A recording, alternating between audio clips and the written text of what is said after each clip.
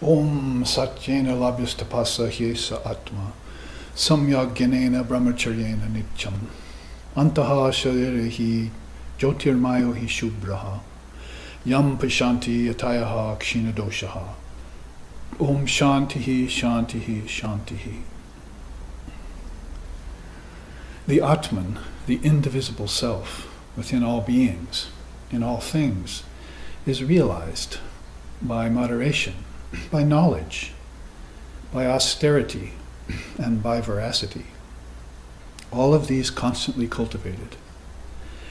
When the mental impurities disappear and dissolve due to this practice, then the seer beholds the Atman everywhere, existing in everything, even here in this very body. Om peace, peace, peace. Om Sahana, Om Sahana Vavatu, Sahanau Bhunaktu, Sahaviryam Karvavahai, Tejasvi Navaditamastu Ma Vidvishovahai. Om Shanti Shanti Shanti. May Brahman, the reality, protect us. May Brahman sustain us. May Brahman illumine our thinking process. May we not find fault with each other, with the world, or with the teachings. And may what we study be a source of inspiration to us eternally. Om peace, peace, peace. May peace be unto us. May peace be unto all. Om Hari Om.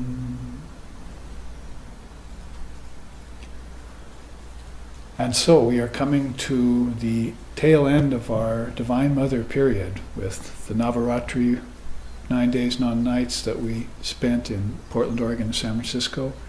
And then Lakshmi Puja, which we celebrated in Seattle at a retreat that started on Lakshmi Puja Day. And now Kali Puja, which we had last night. Our shrine, if the live streaming audience could see it, is full of flowers and garlands put together by the hands of the devotees and offered. And all of us here today were there last night with that offering to Divine Mother Kali. And also a little class prior to it about the definition, as far as words can say, of who Mother Kali is. Good luck with trying to attempt that. Nevertheless, we can shine some light on her. And in this Kali Yuga, it would be very wise to do so, because she is, of course, not just a remover of obstacles like Ganesh is, who attends upon her, but the destroyer of obstacles outright, so that you can live in an enlightened state of mind, as you were meant to do, even here in this very body, as we just chanted.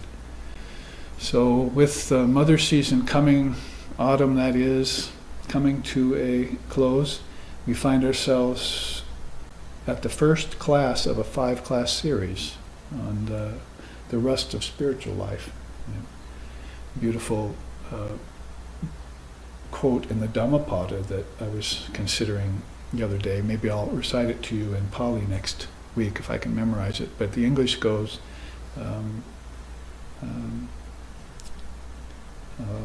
lack of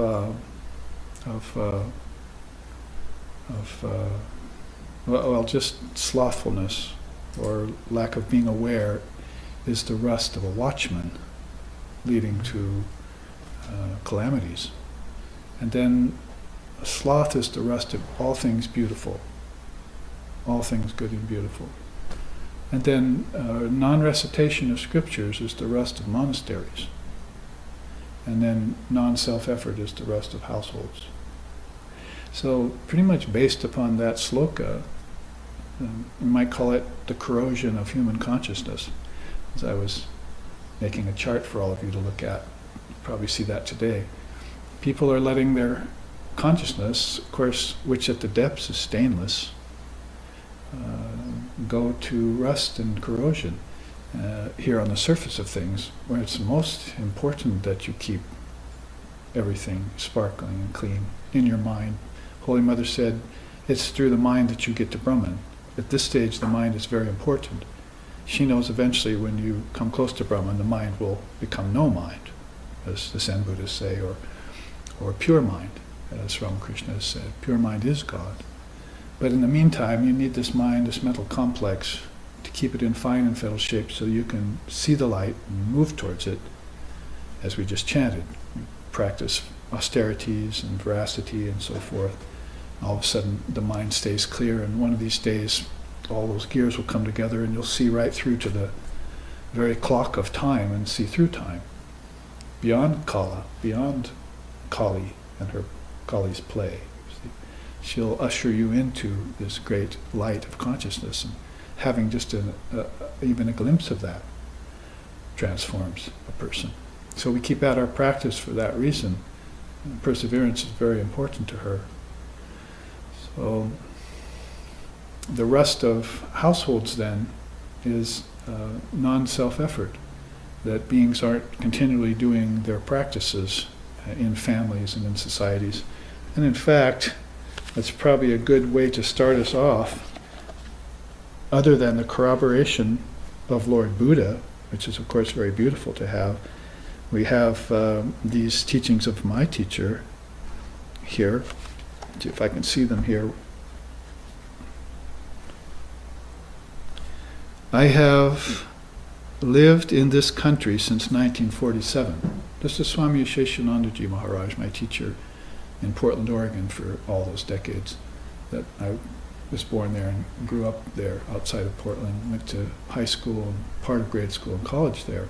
So I found him across the river from where I lived after those school days and went to him and got initiated. So he'd been living there for quite a while. So he says, I have lived in this country since 1947, that is the U.S. And it is my prayer that the American people have spiritual disciplines in their individual lives, in their family lives, in their social lives, and in their national lives. Discipline there, let's see here, discipline in their individual lives. There can be no true freedom without discipline. So teach your children from cradle to the grave to live a life of self-control and self-discipline. So this is a Hindu Swami, Ramakrishna order, lived in the West for so long, and he's saying this back in 1947 he came and he was giving this lecture in the 1980s where I recovered some of these quotes from that. We put those quotes in our Nectar of Non-Dual Truth magazine in talks that are transcribed, and you can read his great wisdom. So you can see that for all those decades he was sort of waiting on the Western people, not just to hear the truth, Shruti, from the ancient Dharma of India, but to actually begin to act upon it, bring it into their lives and practice it, as Swami Vivekananda was saying. You can't leave it in books and temples anymore. It has to come out and show itself, and then you have to take it and contemplate it and practice it and realize it. By the way, that's called Shruti, Yukti, and Anubhava in Hinduism. In another age in Hinduism, Vedanta, it was called Shravana, Manana, Nididhyasana. Well, either one of those triplets, triputis, you can use if you want. It just means to hear and then to contemplate and then to actually realize what you contemplate, put it in. And there's a fourth satchakara, it's called, where you bring what you realize back into this life. That's not usually reported, it's left as a triputi. But so we're finding, because of the rust of spiritual life in households, even in monasteries, with the watchman who's doing vigil, you should always be on vigil. And so we're finding that due to this rust that's corroding everything, overlaying it, we can't get to that shining truth underneath it. So we find ourselves backpedaling to try and find some instrument to sand away that rust. Remember, Sri Ramakrishna used to say, if the needle is rusty, then the magnet won't attract it. So here the magnet is the non-dual Brahman, or even penultimately Ishvara, whom you're meditating upon. And the needle is you, your mind. It's become all rusty, you see, so that we can't get attracted to that ultimate force. So he said, what's the solution? Well, you dip the rusty needle into a solution of salt and water, see, and then you just easily remove the rust. Well, the salt water is tears that you cry for yearning. That was probably the best English word we could use for the Bengali equivalent when he was talking about yearning for God. Because people would ask him, what's the way, sir? What's the way? That was like the classic question in India back there, 1800s, when he was at the Dakaneshwar Kali temple. What's the way, sir? What's the way? He says, you must cry a few tears for God. You must yearn for God. Then God will begin to come to you in various ways. So that salt solution is necessary to wear the rust off the human mind, and human mind has got different kinds of rust due to the different kinds of people.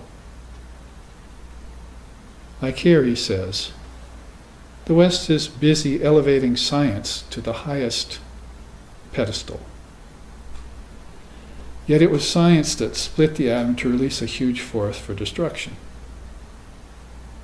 But Sri Ramakrishna has come to release Shakti power, split the atom of intelligence or of your ego and destroy the curtain of Maya. So I say that the scientist's craft must not become a tool in the hand of politicians. It must remain pure and stainless and think in terms of discovery of human welfare, human betterment, human elevation. These were things that would just spill off his lips, you see, all the time when he talked. So he had a mind definitely toward the Advaita philosophy and towards the teachings, but he was beginning to, because he had realized that, try and work that into our national life, our political life, our business life, our everyday life, our family life. So he would think about this and maybe get around to taking away some of that rust on the needle of the mind, or the nail of the mind, if you will. As we show you the bucket of rusty nails teaching in a bit here. So he would say things like that.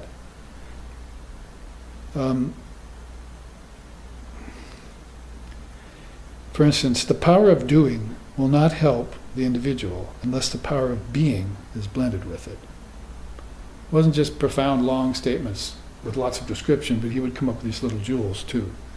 The power of doing will not be enough unless the power of being is associated with it. So we're a nation of doers. We're kind of a world of doers here in the Burloka, especially in the Kali Yuga. And doing and doing and doing is, of course, action causes karma. And the karma is good, and the karma is mixed, and the karma is negative. And when you get an amalgam of this, nobody can tell where they're going, where they came from, who they are. And these problems then are the cause of misery and suffering. So without a clear mind, that is, a needle that's been dipped in that salt solution of yearning for higher reality, even the rust can come over the minds of great scientists, great intellectuals. Can come over the minds of the priestcraft. That happened both here in the West, as we know, Christian, and also in India with the Brahmin priests. There's a rust that covers everything. So sadhana is the one thing to alleviate that. And if you get the mind shiny, you see, like a brand new nail instead of a rusty nail, then you have to keep it that way by polishing it every day.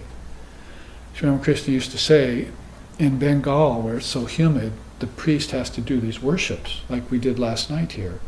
By the way, beautiful whoever polished the articles are shining last night in the semi-darkness. So these brass and metal, silver articles, you polish them real good. And in Bengal, you have to do that all the more because every day some tarnish will show up at the end of the day because of the humidity there, kind of like here in Hawaii. So he said you have to keep those polished every day because they have to be shiny in order to be fit to be offered to the deity you're worshiping. The image of the deity is you're really worshiping the actual essence behind, which is your own essence, behind the image. If Brahman's the food, and Brahman's the one that's offering the food, and Brahman's the one that's partaking of the food, then isn't Brahman also the worshipper, the one who's being worshipped, the articles of worship, and so forth? On all levels, see, that holds true, not just with food. Or you could say everything is a type of food. So if that's true, then you have to keep this practice going so that every breath you take and every moment that goes by in time, that you're experiencing the freshness, the newness of Brahman. And your mind is always aspiring once more. In fact, speaking of Lord Buddha in the Dhammapada, he said it somewhere in there, some souls are like swans. See, they leave the lower mountain lake for the higher mountain lake. Lower mountain lake's fine. Most people never make it that far, see, and enjoy the beauty there. But these souls leave the lower mountain lake and they fly to the next elevation where it's more pristine. The water's purer, the air is purer. Then, not content there, they want to go to the next higher mountain lake. So this is the way the aspirant or the sincere aspirant feels about truth. And we were saying before the class began here is that there are a lot of people who drag their feet once they get the mantra, once they get the practice, once they get the instructions from the Dharma teacher. You know, they may contemplate a little bit and then fall out, or they drag their feet the whole way. They don't come to class. They don't put themselves in the atmosphere of the divinity, the actual divinity that's living in the moment right now. And so for that reason then, this rust begins to accumulate, habits and that practice that keeps your mind in a fine and fettle shape is encouraged and supported by the Sangha, the people you're around, and by the teacher, and by hearing the scriptures and so forth. All three of those are called the triple gem, by the way, in Buddhism, Tibet Buddhism. So the triple gem has to be Ayu Punya Jnana, it's called. And so that has to be kept first and foremost in the mind. And so you have this veracity, you want this onward going thirst for the truth. And so he said you have to keep those articles polished in the atmosphere in the temple so that no tarnish will prevail on them over the day. So that night you can offer them, and the next day you can offer them. So you're always polishing. One of your duties as a brahmachari probably is to polish the articles. In the same way, then, the mind has to be polished every day with spiritual practices. Basically, the 4 yogas are a good way to keep that in mind. You study the scriptures and memorize them and contemplate them. That's manana or yukti. And then you practice your bhakti yoga, that is, yearn for God, do your worship, offer flowers, incense in the altar. I mean, just to have an altar in your home would be a good thing. Don't worry about these people who are talking about, oh, that's just dualism or something. They don't know what they're talking about. Thousands and thousands of people have reached salvation by ritual. And you want to take that away from them when they're not ready yet to understand non-duality? It's not the way to proceed. Like some people say, let's just give up all religions and just, there is no God. That would be the best state for all of us if we agree on it. But Swami Vivekananda begs to differ. He says we have to go beyond the Quran, we have to go beyond the Gita, we have to go beyond the Bible, but not by casting them out, by studying them and knowing what's in them.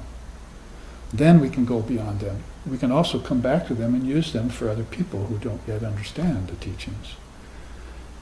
And one religion, if that one religion is Advaita Vedanta and it encourages the inclusion of all religions in its scope, then we would say yes. But if it does away with any religion of any culture, just because it's supposedly inferior or it's in a dark time, like our Christianity is in a dark time today, then it can't be thrown out. It has to be included, you see, and resurrected in the light of the Dharma. So the true Dharma is not an opinion, it's the truth.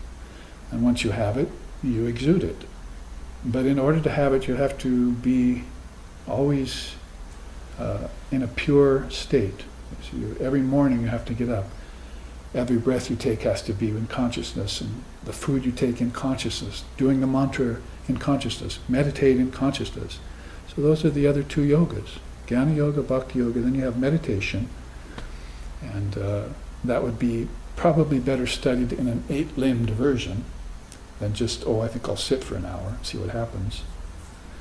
And then you have karma yoga, which is the yoga of action. So this is going to be good for your whole life. You see all four of these parts of your being, the studious, the contemplative, the devotional, and the active, because we all have all four of those in us, but one is more prominent over the other three. So we want to bring these three that are less developed up to the level of our most prominent yoga and become well-rounded. That's my vision of the perfect devotee of the future. I'm quoting Swami Vivekananda, but I happen to agree with him, as in all things. I think I had one thing I disagreed with the readings in Swami Vivekananda, and a few years later I got over it, had to agree with him.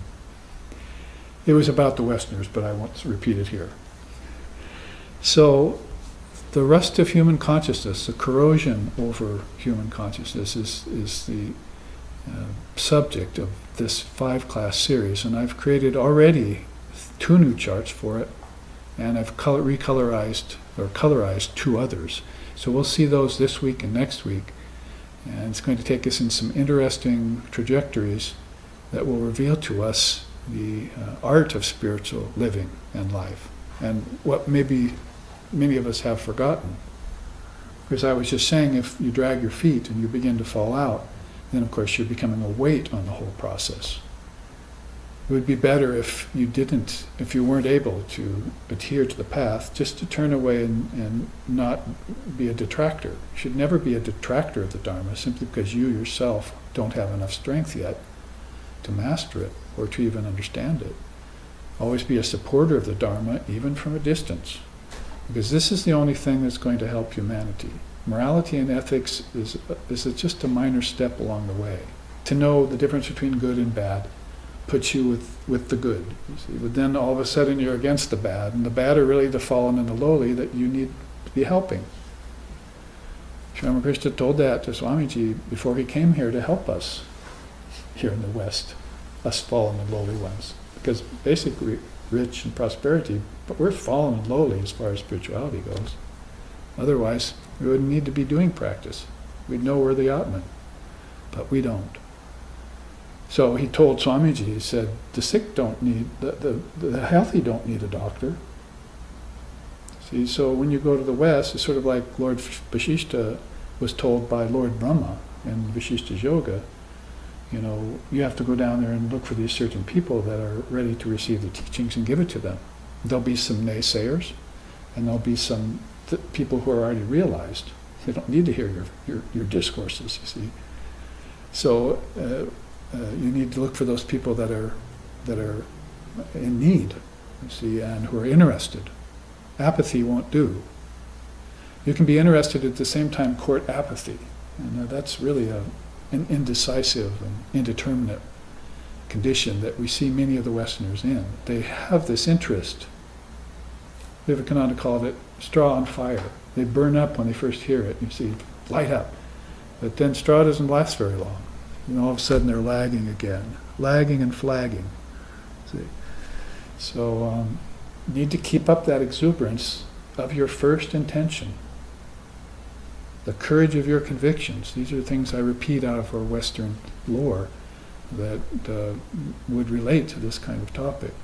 So, yes, here in my usual preamble to the actual subject, all of these things come to mind because I have been thinking about them for weeks as far as what I would say at the first of these 5 classes and how I would go about conducting them. So, along with the charts, I'll show you some fine sayings of Swami Sheshananda out of that.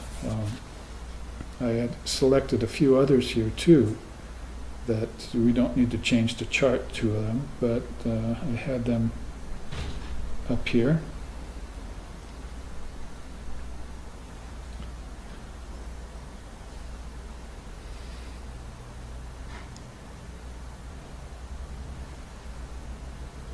Like this one, we're just talking about the yoga of meditation. The West has not accepted the Raja Yoga method. That's the method of meditation and the 7 limbs leading to samadhi. If if the method is accepted, then you will inevitably contemplate Shakti. So in the course of studying the eight-limbed yoga, Shakti will appear to you. First, you'll have food and you'll have breathing and posture, and then pretty soon you'll connect to psychic prana. As soon as you've connected to psychic prana, which is more toward the kingdoms of heaven within you, then Shakti will start to become apparent to you.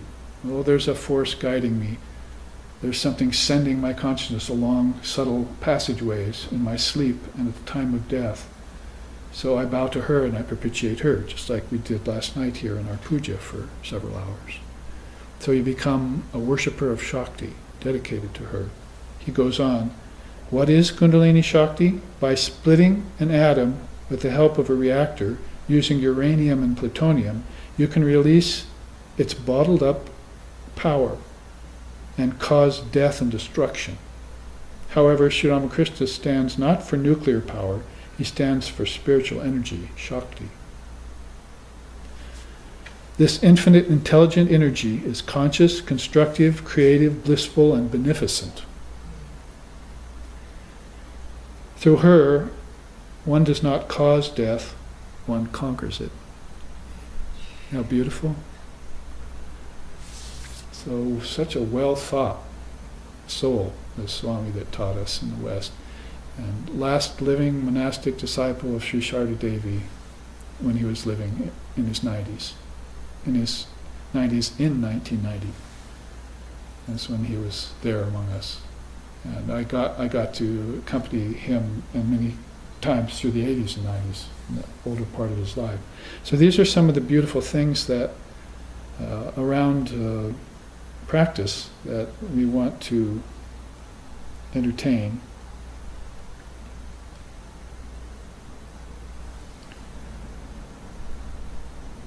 This is also good. Buddhism stresses self-effort.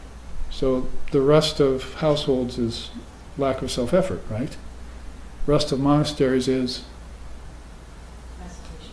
lack of recitation of scripture. So if you're in a monastery, you have to recite these scriptures every day, even if no one's listening, because you're purifying the atmosphere when you say these words. And you're polluting the atmosphere when you say words other than those. How's the weather? Immediately the weather god hears that. You insulting me? Cause rain and destruction on you. Or just insipid things. These other quotes of his come to mind, but I'll stick with this one if I can. So he says,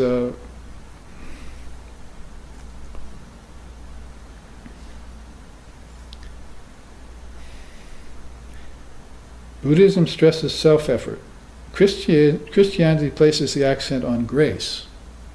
That is predestination and grace.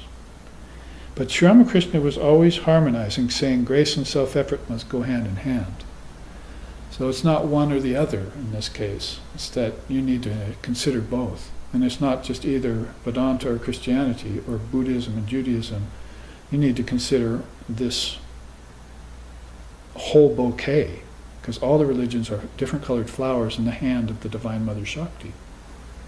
And she's the one that gets the teachings out through the seers and illumined souls of different religious traditions of the world. Yam Brahma Varnendra Rudra Marutahashtan Bhanti Deboishtavoy Vedai Sangapada Kramo Panashadoy Gyanti Yam Samagaha, said in the end of the Bhagavad Gita, that we salute the leader of our souls, our eternal salutations to that one who is the truth of life and existence, and whom the saints and sages of various religious traditions call by different names. That's a mouthful. A mouthful of universal teaching. See, it makes you sit up straight, breathe, and feel inspired. And like you've got the tiger by the tail. And now, hold on. Don't let go. Go on the full ride, right to the end.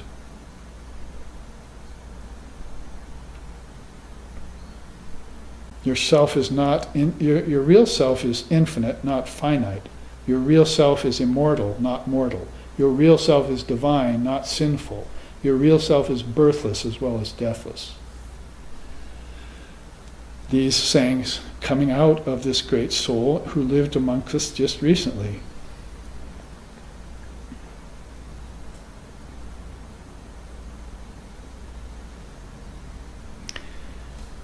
And he wants you to get to the inner essence of these religious traditions too.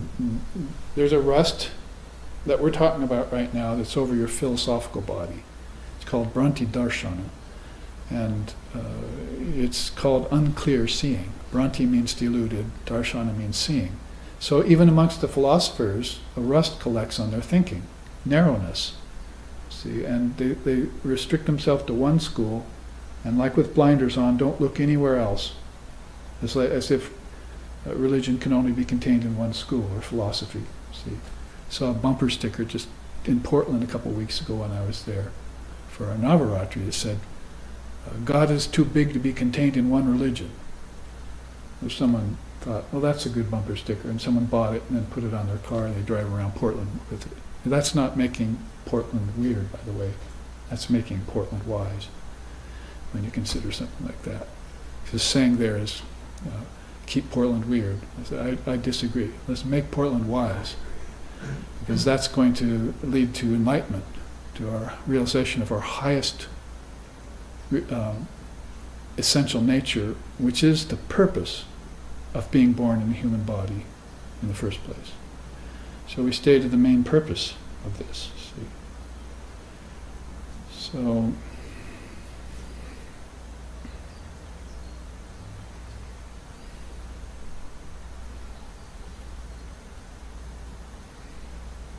and so some of these beautiful sayings are there. He would say, the Judeo-Christian faith is dualistic. Why dualistic? Because it accepts that behind the body and mind complex there is an underlying reality called the soul. But that is just the ego. They mistake it for the soul. It is that ego-mind complex that dreams itself from heaven to earth to hell. So as long as you're still holding this dream of heaven to earth to hell, transmigration, which is movement in consciousness that doesn't move, then so long are you then a dualistic, restricting yourself to that one little narrow school. You're not stepping out and seeing what the enlightened souls like Meister Eckhart or like Lord Vashishta or like Patanjali or Swami Vivekananda say about non-duality beyond religion.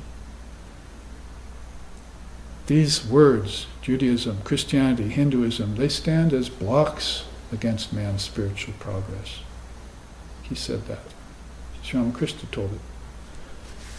So, again, we're not going to throw out the religions, we're going to find out what's there in them, whether it's truth or a bugaboo, as Vivekananda said, and then we're going to realize what's beyond them, with their help, with their aid. So all of that is getting rid of rust at different levels, see. The rust over human consciousness or individual awareness. That's why I started out there. I hope that, he says, I fervently hope that some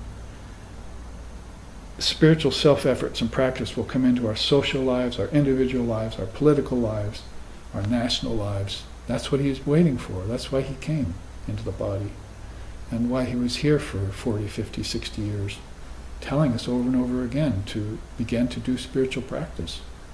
It's the only thing that's missing out there. Everything else seems fine. You've got enough food, you've got enough wealth, you've got plenty of cars, you've got enough pathos, you've got enough war. See if that's what you like. So what about enough sadhana? Do you have enough of that? Got sadhana? Plenty of milk out there. Got sadhana? So that's my opening as far as sort of defining that this rust isn't just on our everyday life, but that's kind of the idea. When Buddha says lack of self-discipline is the rust of households. We can chant that next week to open our class so we remember it. Now, there must be allowed, and it occurred to me that this proclamation of having to do spiritual practice is not a judgment. it's a suggestion or an advice or a correction on your way of life that is for your highest good. They make no bones about this, you see. Children have to be taught. And if you're spiritual babies, like Vivekananda said when he found us here in 1893, advanced in so many other ways, with the ego inflated around its power, but your spiritual life is still in an infantile, puerile state, then you have to submit to be taught these higher truths. So it occurs to me in India, when they think about that, they said there are 3 classes of devotees: Pasu, Virya, and Daiva. Pasu means animalistic. Virya means heroic. And Daiva means divine. So amongst the spiritual devotees, that is those who love God and are trying to realize God, that's what's going on. So here's the chart I put together on that. And we should look at that because it will be a good precursor, if you will, or symbol to everything that is to come, because you practice your spiritual life on the level that you can manage it. You can't overdo it. See, like, I think spiritual life to me is fasting. So I think I'll go 21 days without eating, see what happens. Good luck with that, you see. Or maybe I'll practice Mauna for a long time, you see. But I don't know really why I'm practicing Mauna, because I don't have a guru who tells me why. And the scriptures, I haven't consulted them, what they say about silence. Shankara, for instance, I was sitting here 4 or 5 weeks ago telling you that the first doorway to yoga is silence. First doorway, according to Shankara. He adds that even before yamas and niyamas in the 8-limbed yoga. So you must settle down and be quiet.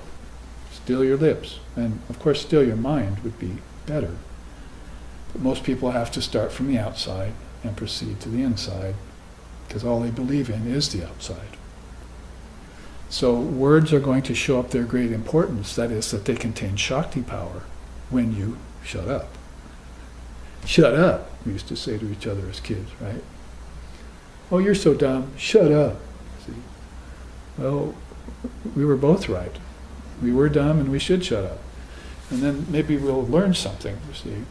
So in the level of Pasu then, the designation that you're animalistic, if that's what you are, is not an insult. It just means that you still have pleasures. Sri Ramakrishna used to say, those kinds of beings mix yoga with boga. Nice that those words both rhyme. Yoga is, of course, practice means to purify yourself. Boga means enjoyment.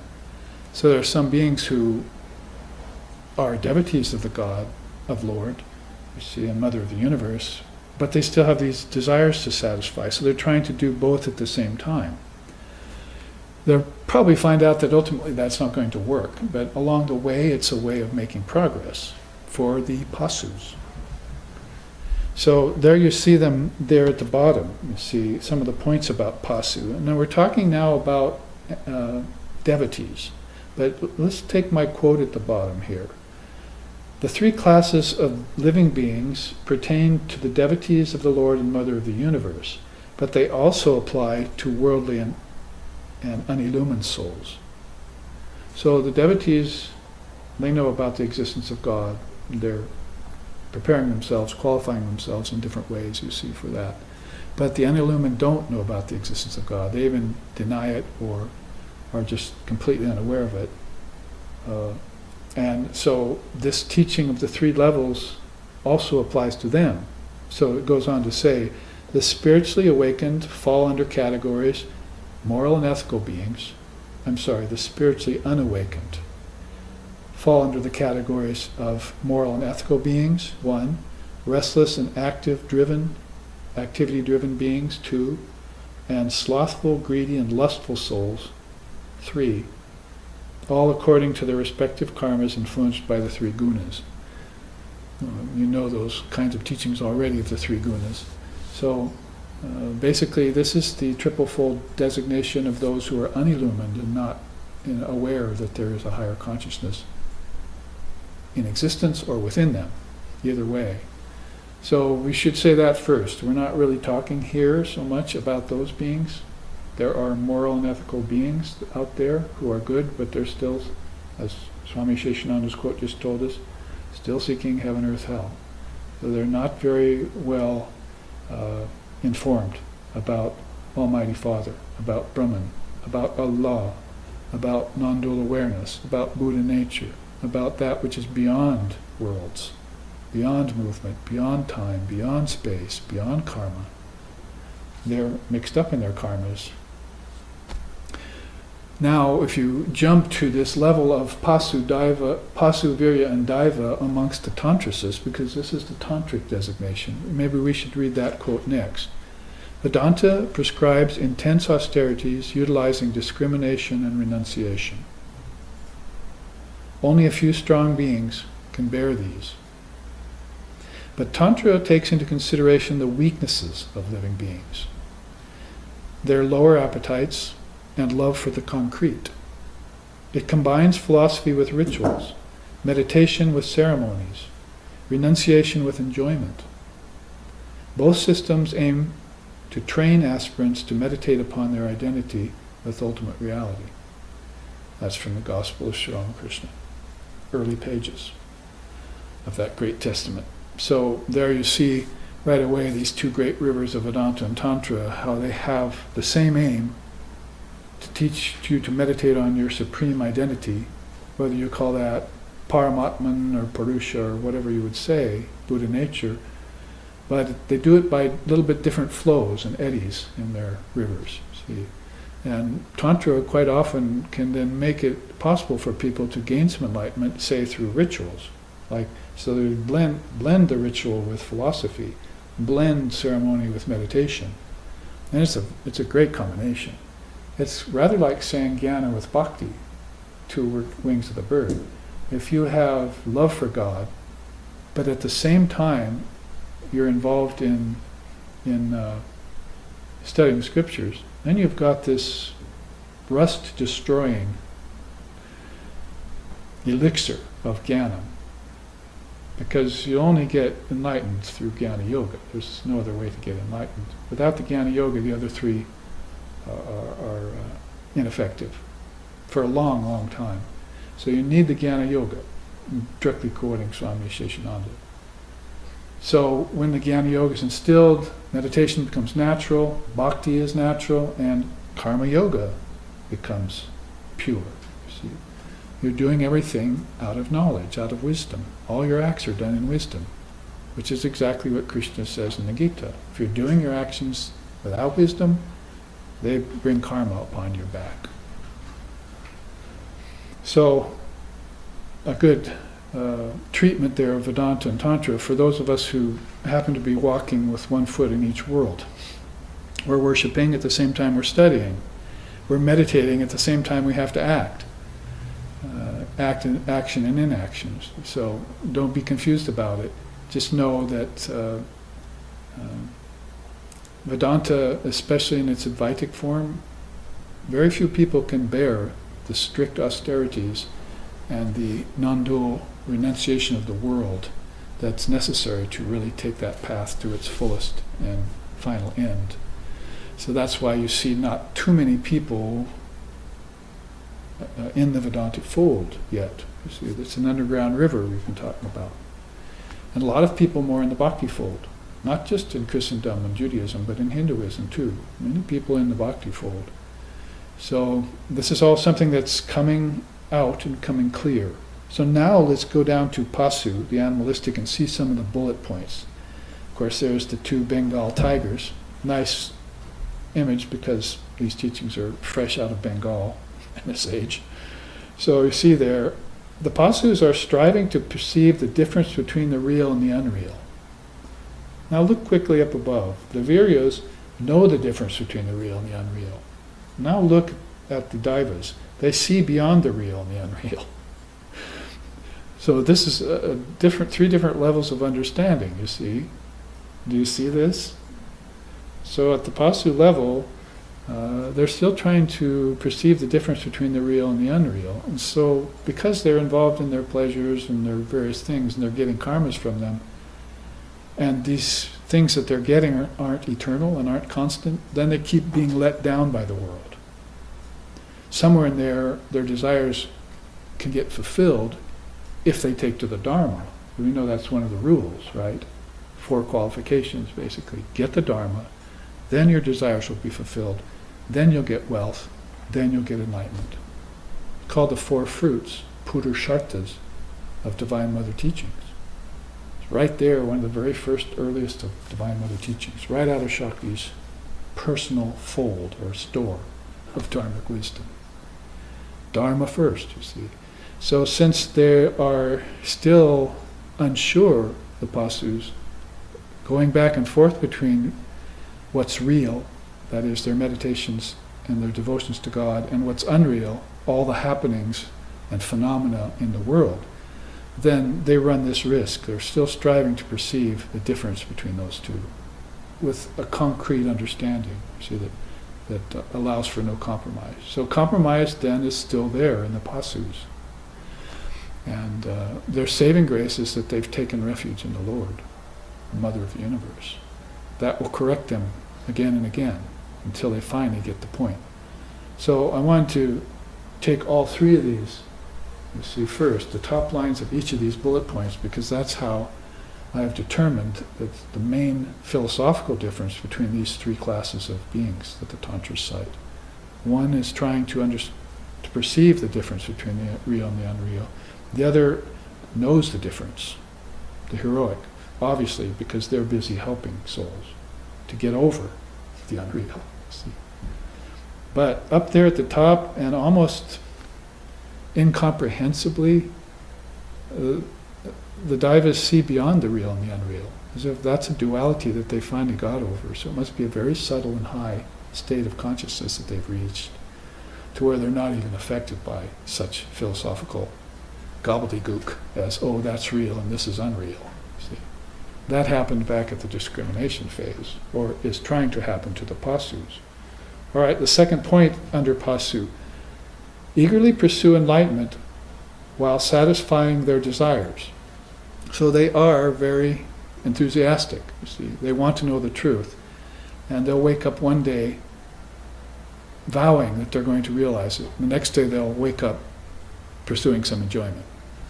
Sound familiar?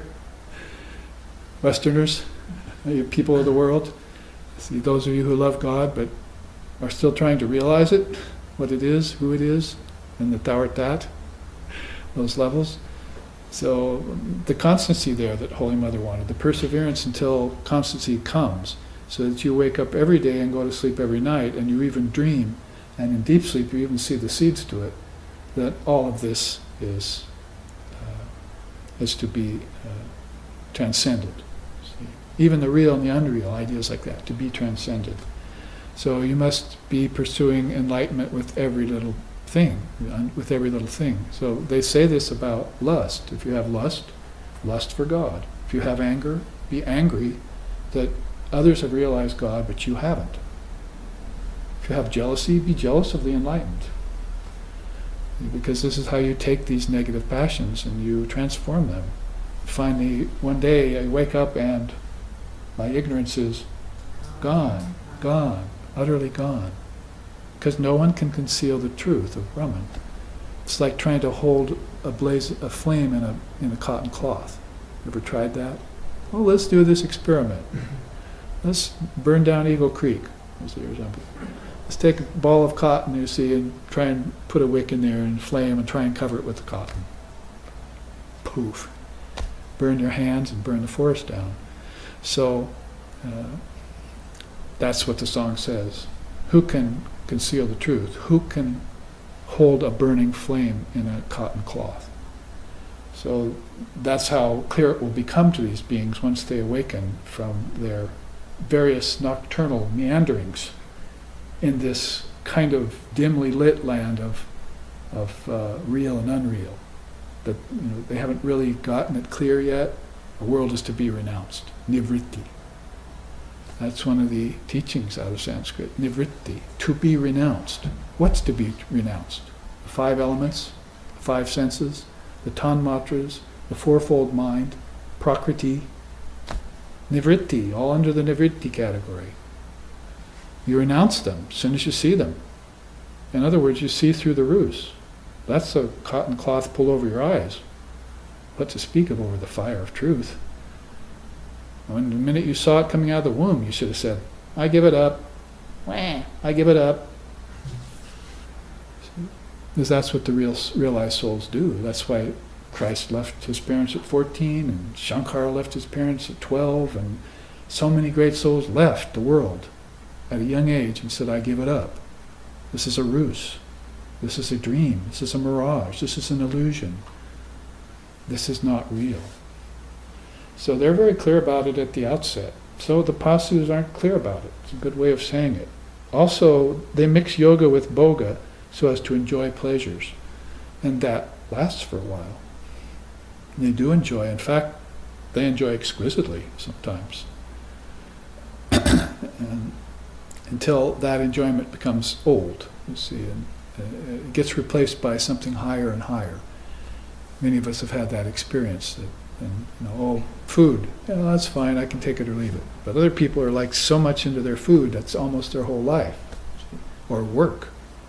See, if we're talking about this lower designation of beings, food, work, that's pretty much their life, and their pleasures after work, and their sleep.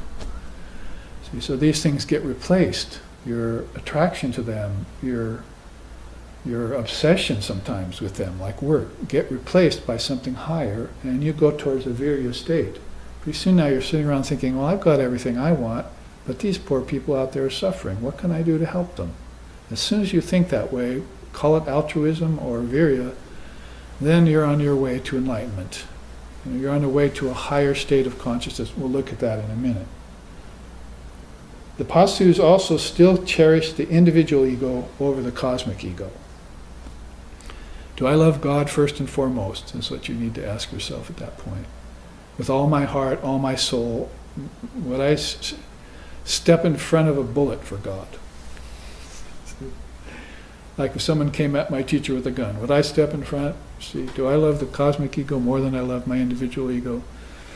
Well, maybe you won't know that till something like that happens. Hopefully may it never happen to you.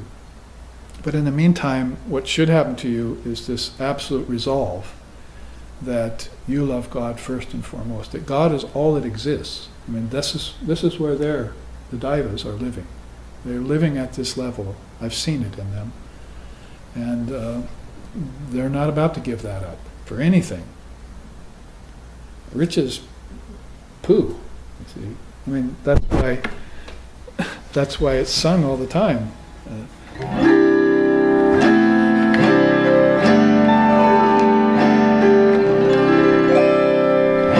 Namajapane kyun chhod diya Ram naam, japane kyun chhod diya Ram, namajapane kyun chhod diya Krodana chora, chutana chora, krodana chora, chutana chora, satavachane kyun chodiya Rama, namajapane kyun chodiya Ramana, japane kyun chodiya Japane kyun chhod diya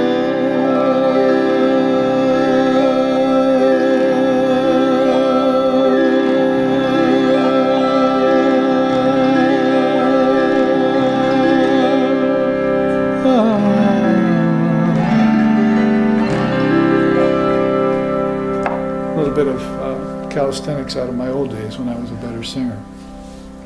But what he's saying is, oh mind, why have you given up uttering the holy name of Ram? When you should be renouncing your anger, deceit, dishonesty, you have given up your integrity and sacrificed your love of God instead. You flatter the millionaire, yet forget to praise Ram, though Ram is the owner of the entire universe. Your mind dwells constantly on sense objects, mundane habits, tempted by that which has no eternal existence. Why are you letting your mind rust? No, that's just to segue in. So with this kind of rust of attachment, brooding on sense objects, being jealous of the millionaires or desirous of wealth, all of that, that's not even in the mind of the Daivas anymore. They're just so much in bliss without all these things. They've proven to themselves that actually those things cause suffering. Those things cause attachment. And when they go away, they cause despondency because you were attached to them. So they're better off without them. So they sleep, they dream, they go into deep sleep, and they waken like all of us, free of those things. Can you imagine a consciousness like that?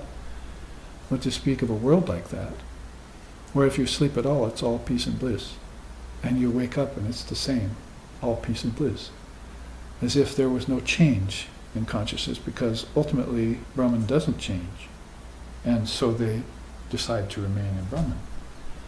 Remember our last class series? What was it called? Negligence of Brahman and Doorways to Yoga.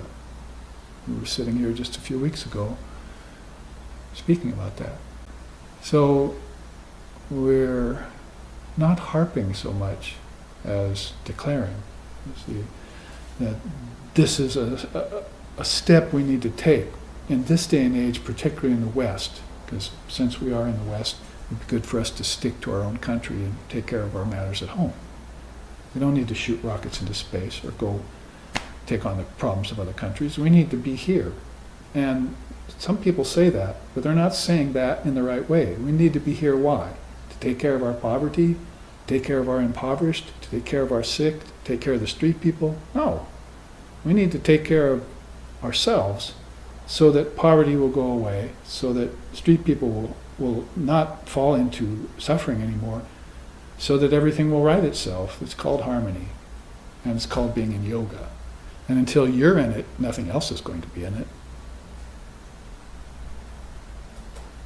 So there's the lie, then there's the half-truth, and then there's a real truth. The lie is that I need to go out in space where there's nothing there but three elements, looking for some other people up there. And Holy Mother already told us there's probably no one up there. That's the lie. You see. Or I've got to go and declare war on others so I can get resources and enjoy my piggish life. That's the lie. The half-truth is that, oh, let's bring everything back home and take care of our own country only. Well, that's selfish, isn't it? But there's a practical aspect to it, that if you're doing it with a spiritual aim in mind, then you're going to be an example for the entire world.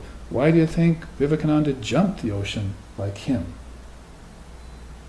in this day and age? Hanuman jumped the ocean to rescue Sita, to bring Ram to Sita. Is that just a mythological story? Or is there some real symbology for this day and age around it? That Vivekananda jumped the ocean to bring Ram, that's Brahman, to retrieve Sita, who's here beleaguered in the state of women, in the state of the poor, in the state of the lowly. I mean, we always are singing that.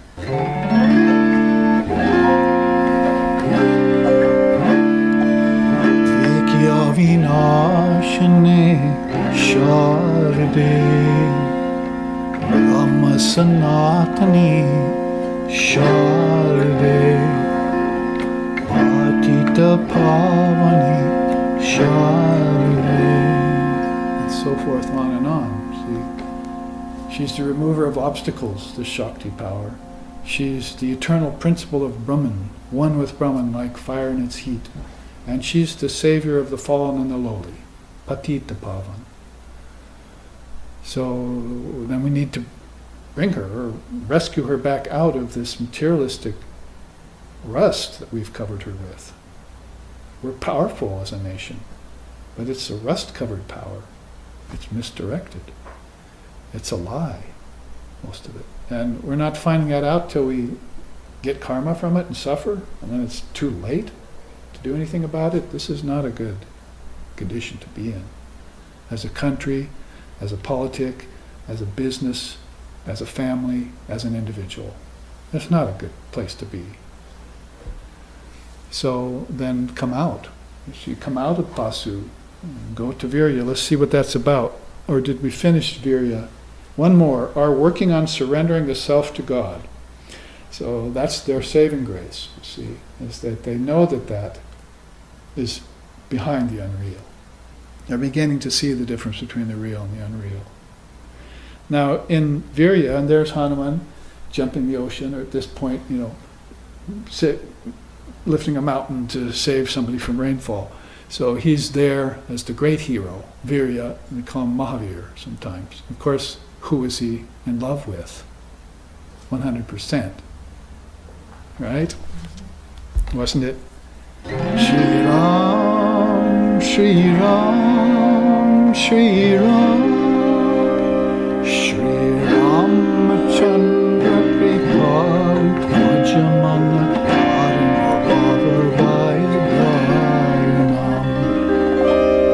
the precious Shri Ram. That's why Kailas just sang to us, tell us, O mind, why have you given up chanting and uttering the holy name of Ram? So Hanuman loved him more than anything else. That's why he didn't have any problem with his individual ego anymore. He loved the cosmic ego. I mean, if you're a monkey, how good can things be anyway? See? You want to go to the human status. So that great human being who is divine, Daiva, was Sri Ram. There he is, you see. He's amongst the divine. So you have him as your ideal, your Ishtam. You have him as your mantra. You have him as the ideal of your life. And you proceed to dip the needle of your mind into a salt solution of Ram, Ram, Ram, every day, until you're just fresh all the time. You've got the habit of freshness. Rust can't come anywhere near. Like Vivekananda, they say, can darkness get near a sun? That was Swami Vivekananda. He cut through Maya like a hot knife through butter, as we would say. So he just shone. See, shined with all that light. So amongst the Virya, they know the difference between the real and the unreal. They work to establish justice and righteousness all around them. They protect the weak and the lowly from evil beings. That's why they're patita pavanas. And they solve problems that impede growth and progress. You see them as problem solvers in the world. Quite often the Daiva, not so concerned with the world. Like sometimes shocking people lately by saying, Holy Mother didn't care for the world. I found her saying that. She herself said it. I don't care for the world, I care for the people, the souls in the world. I want to get them out. It's like being in a house on fire. Someone came to me just 2 days ago, a relative. House was threatened by fire, had to leave California, come here. The winds were blowing real strong. And pets were lost in the fire, and trees were burning, and it was all horrible, you see. Came here for a little refuge. I just thought it's just like a soul in the world on fire. So the world is a house on fire. When Swami told me recently, don't you know that the world's just a hole in the ground? Give it up. And they're so sure about it, certain about it. They've seen it all. What more can be seen when you see your loved ones die and suffering coming to good people? So good people suffer just as much or more than bad people, you see. So what more can be seen here, really? And you're still not ready to give it up, even though the great seers are telling you it's empty. Empty of the ability to fill you. Empty of substance even. It's just vibrating particles, and you're going to split one of those particles and make it worse by releasing a great power for destruction. Split the curtain of Maya with the atom of your intelligence and be free. This is the inward path. This is the inward trajectory, not the outer into outer space or into the inner of the outer, the atom or the neutron or the proton, you see, of matter. An outer object with something hidden in it. That's not inner life. That's more deception. Oh, there was something hidden in matters. That means maybe there's a great secret in matter. No. Mammon never holds any secrets, it holds deceptions. Brahman holds the secret. Shakti holds the secret. And you are that. But here's the big joke. You don't know that you're that. Sri Ramakrishna used to say the musk deer runs around in the forest looking for that beautiful scent on the wind. Drives it crazy. But it's in its own navel. It's called musk. The musk deer holds that scent in its own navel and it's looking everywhere outside for it. So that's the predicament of the soul who doesn't know that they're one with the Father and has somehow forgotten that. These songs, much of them are about that. Give up the world. Why would you give up uttering the name of Ram and instead of giving up the world? I can't figure this out, they're saying. So I'm going to sing it to you in a song. Maybe it'll get through to you. If it's not getting through to you in the scriptures or through the words of the teacher, maybe a song will get it through to you. I can't figure this out, friend. Why have you given up God and not given up the world? So they solve problems that impede growth and progress in people. They lead souls to higher guidance or higher guides and better influences. That's a beautiful point, you see. As you'll meet one of these heroic people, let's say for instance, I was 20, Lex Hickson, our founder, was 30, generally speaking, and he showed me to a higher guide and a better influence. I was on the path already. I was studying the scriptures, practicing yoga. Even in 19 and 20 years old, I started into that. I had become vegetarian, started to do practice. So, what did Mother send, or who did she send? You see, Lex Hickson showed up in my life in my mid-20s, and there's an inner guide and a higher influence. So this is what happens when you just make the effort towards something nobler, something deeper, something higher. You're not satisfied with the mundane things of life that everyone else is so enamored with, partying about every night. Like a big party in heaven after that. Party in heaven, party in hell, party in earth, they're all the same parties. You'll hear the same nonsense at them. See? And nobody's speaking the truth, and nobody's steering you towards God. So these viryas, they come along sometimes. Let's just say Lex Hickson was in a virya state at that time, and he wasn't in the Daiva state yet, because we saw him in the Daiva state later, for sure. But I needed a virya. I needed a heroic person to come along and say, yes, great, you're doing good. Here, now come and meet Swami Sheshananda. You see, because that's what he did for me. I was practicing yoga alone for years, and he took me to Swami Sheshananda, ironically, who lived in the same city I grew up in. And I didn't know about him all those first 18 years of my life. So at least I had the location close. I was in the same loka as Ramakrishna, and I just had to find a virya to connect me to that. A couple more steps, just jump the river, see, jump the Columbia River, he's there. So that's a beautiful point. Lead souls to higher guides and better influences. These people will put you on the right track, deeper track. Even if you're already on a good track, they'll put you on a deeper track. Finally, act as true friends and companions for humanity. That's Dinabandhu, a true friend, eternal friend, or the eternal companion, we like to say. Now, in the time remaining, and I think we have it, let's look at finishing this chart, because all of this is a precursor to the rust over consciousness. We have to say that there are different kinds of rust and different kinds of levels of our being. Our individual lives, our political lives, our business lives, our family lives, especially our family lives. Be good to point at that. But we're also saying that there are, in all of these groups, families, businesses, nations, and so forth, there are people who are pasu, there are people who are virya, and there are people who are daiva. Like Siksin for us, came out of daiva. Swami Sheshananda out of daiva. So they're coexisting with all of these other kinds of beings, even the three lower designations, moral and ethical, restless, and evil, all coexisting on this one planet. See? So with all of that as a sort of presentation, to get to this idea about how we're going to get rid of some of this rust that will allow us to graduate, our consciousness to graduate back to its pure natural state. We always have to say that as Advaita Vedantists, is that our consciousness is pure and stainless to begin with.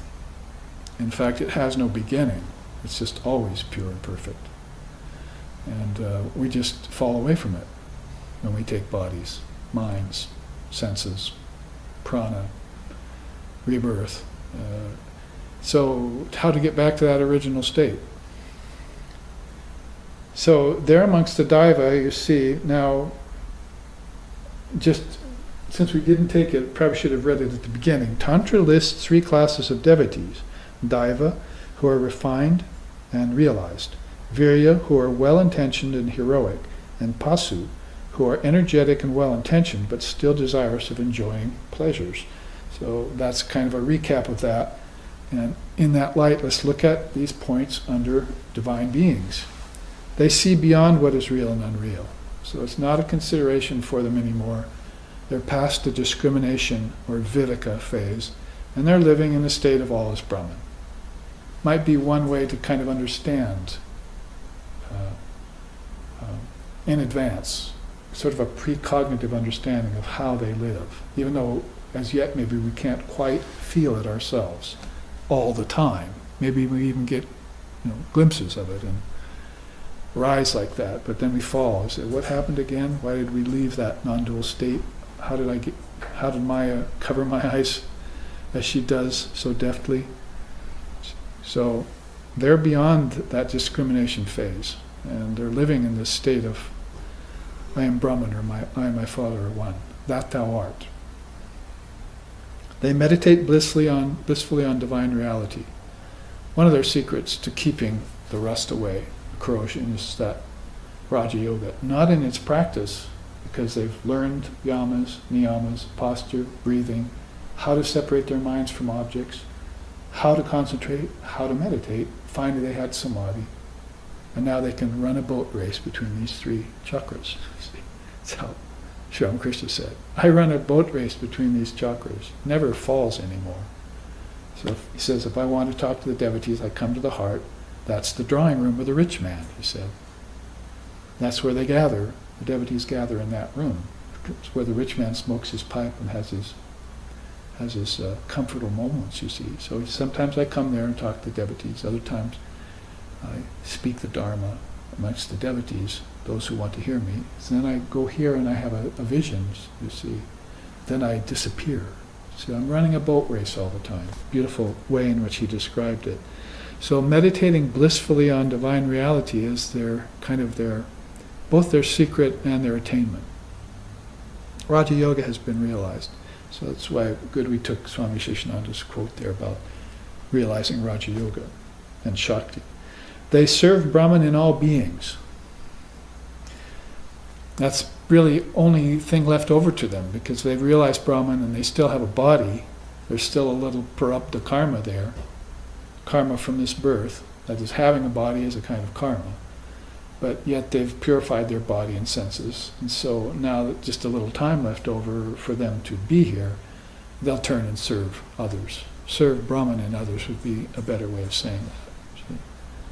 So if they come to serve you and you take it from ego, then you've got it wrong. See, oh, they must like me. No, it's not that. They don't like you. They don't hate you either. They want to see Brahman in you shine. See? Because that's beyond good and bad, pleasure and pain, life and death, heaven, earth, and hell, and all other sets of opposites. So they're not catering to one or the other, because if they cater to good, the bad's going to come up, and vice versa. That's just natural in the gunas. It's natural in creation, preservation, and destruction. It's natural in projection, sustenance, and withdrawal.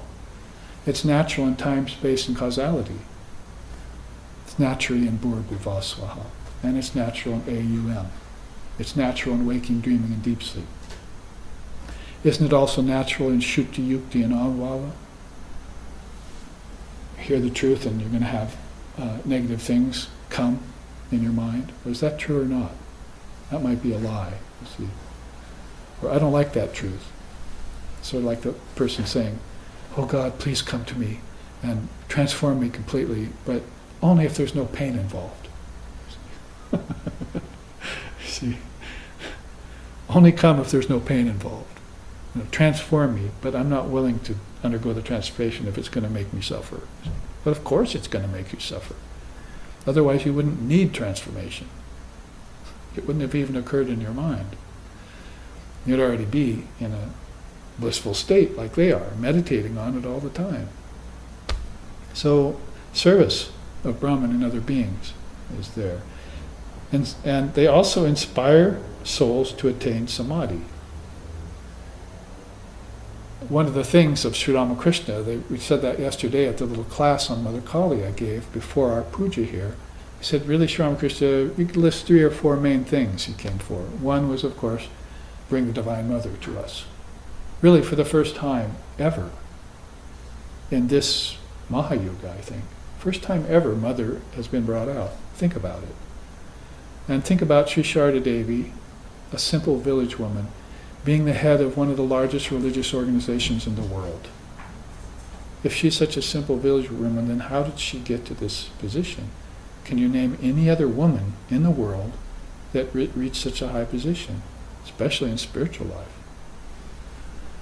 So when you think about these things, you think this great truth has come amongst us in the form of SRV, Sharda Ramakrishna Vivekananda.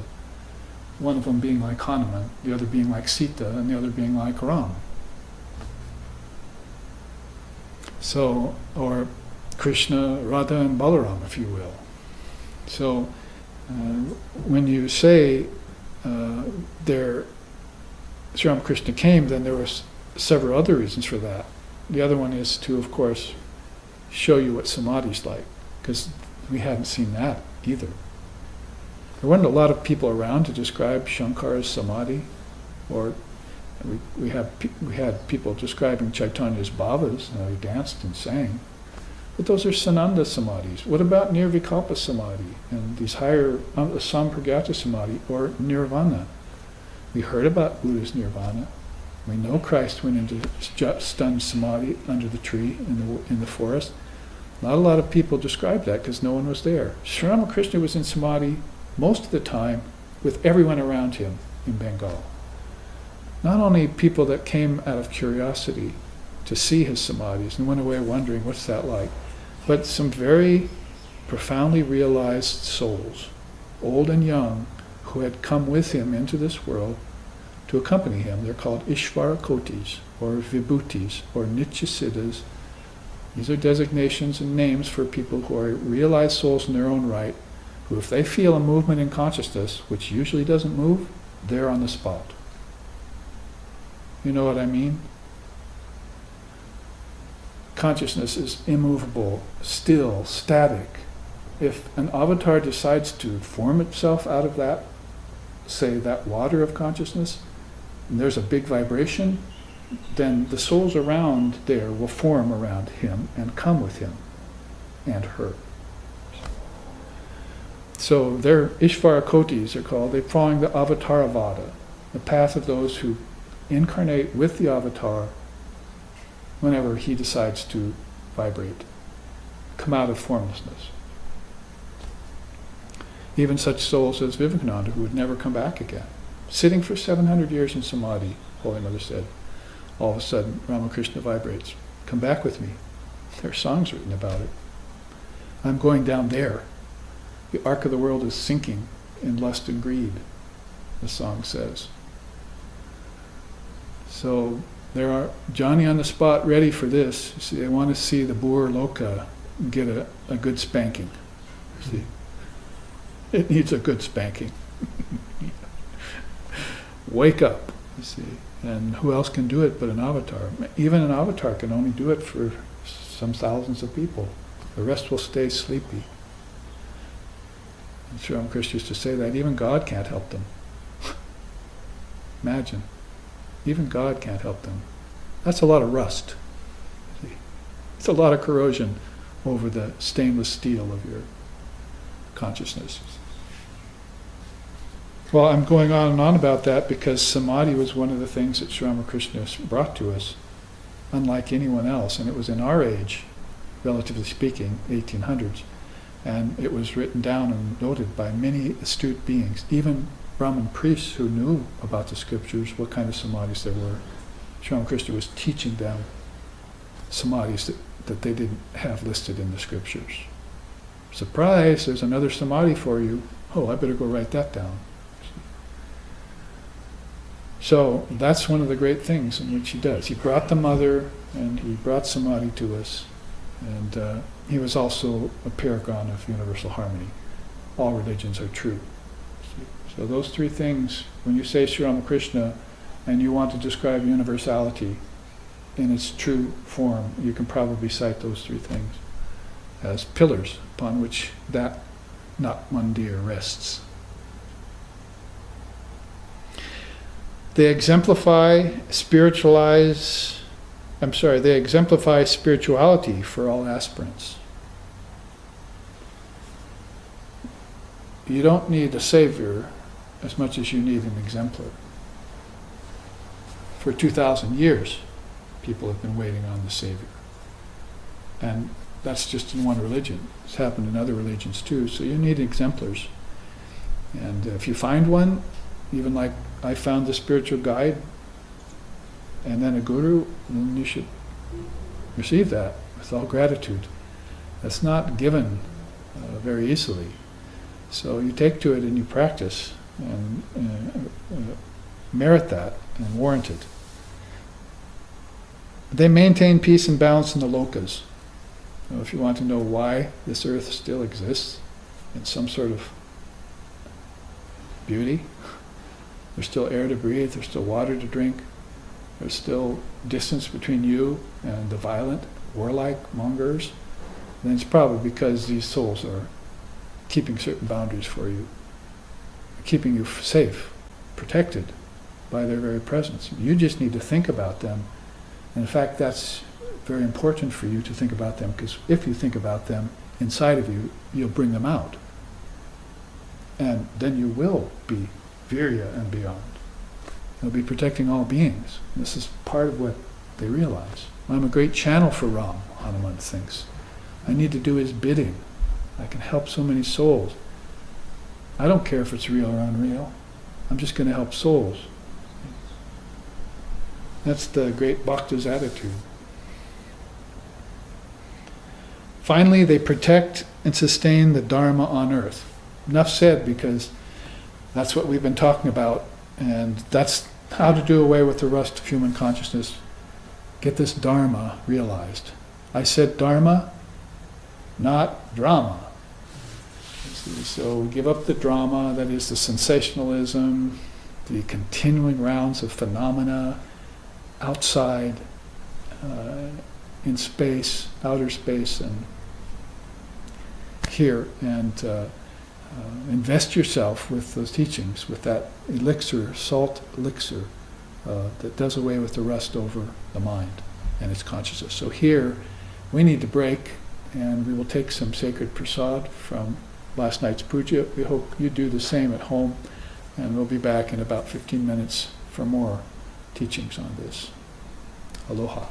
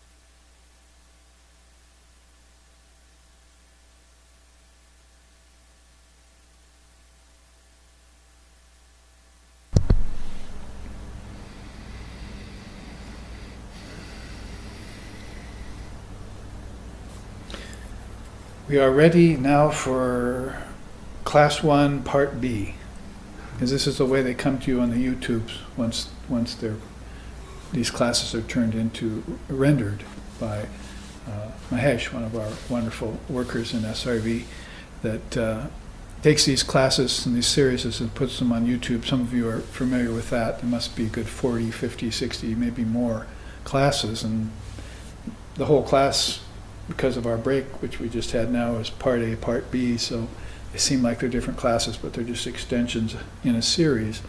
So if you want to know about food, prana, and sadhana, which by the way is the one that I'm preparing right now, editing out certain things that are wasteful time and so forth, condensing it, then that's going to be appearing on YouTube before too long. That was a great series we did last year, or maybe even the year before, 2 years ago. Food, prana, and sadhana. And it's kind of good to jump forward 2 years to a kind of sadhana type of class. There's calling this rust of consciousness idea, because sadhana, we're saying, is that self-effort that will get rid of that for all time. And you need the power of being and the power of doing, in that sense, both. You need to actually be up and doing your practice and then see its result over time and master those tendencies and then live in a peace and balance. Be content and happy, as Shankara says, and after you render the dual reality into one reality, seemingly two into one eternal. So these classes then will be separated into two on the YouTube, but for now you're here on hand, I hope, and namaste and welcome to those who are watching from Iceland, from Hungary, from Portland, Oregon, from San Francisco, from the East Coast of New England, from India, and probably even here in Hawaii, those who couldn't be on hand today. Various places in the world where they're being tuned into the Dharma as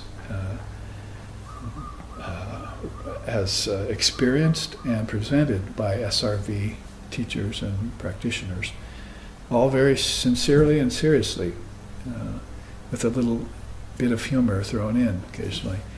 Keep it light, as they say, but these teachings are very serious because they will do away with suffering. We feel like, and I and our founder Lex Hickson concurred on this matter when he was still in the body, his last birth, is that there's nothing that will get rid of suffering and ignorance like the Dharma. It is the cat's meow, if you want to put it that way, of spiritual life. Dharma would be the four yogas and their practice, basically, if you want to really summate them or concentrate them.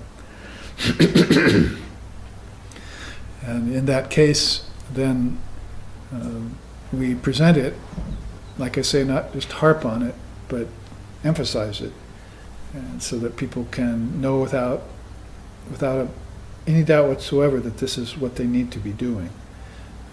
Because people who are dragging their feet and who are averse or who are lazy or not making the grade, there's that saying that Lex Hickson, our founder, used to say, is that everybody knows that the young boy who doesn't do his studies and homework gets whipped soundly and put to bed without dinner. See, that's a saying in our tradition. So in those strict families, you need to do that study. It's a part of everyday life. It'll get rid of the rust.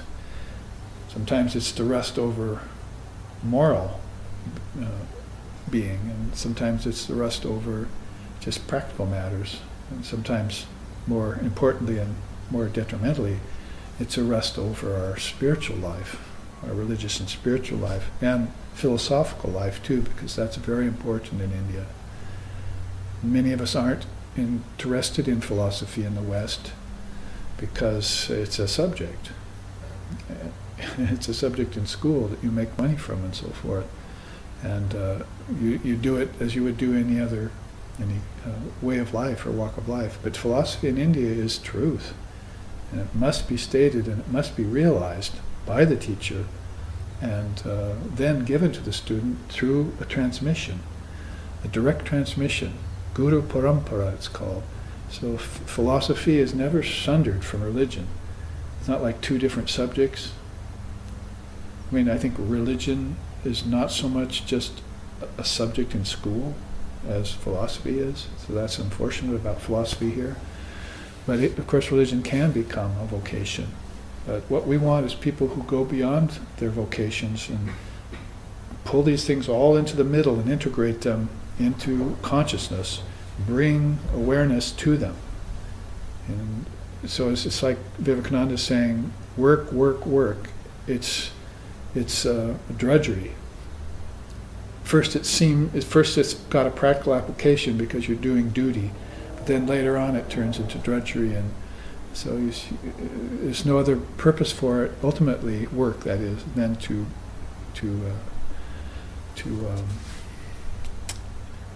bring knowledge. So if you have work, it turns to knowledge. And when you have knowledge, you don't need to work so much anymore, and knowledge will then lead you to wisdom, and wisdom will lead you to enlightenment. So these are all very important points, and the rust that falls over all levels of this path are what we want to do away with day-to-day sadhana, spiritual practice, self-effort. So that takes us, with a short preamble, into this bucket of rusty nails I want to talk about. And the story here, I told it to the students present here today, and they'll hear it again, is that one of my students, being a construction worker on a site, got rained out in rainy old Portland, Oregon. Rained for weeks, evidently, and they left the construction site. Somebody forgot to cover the bucket of nails.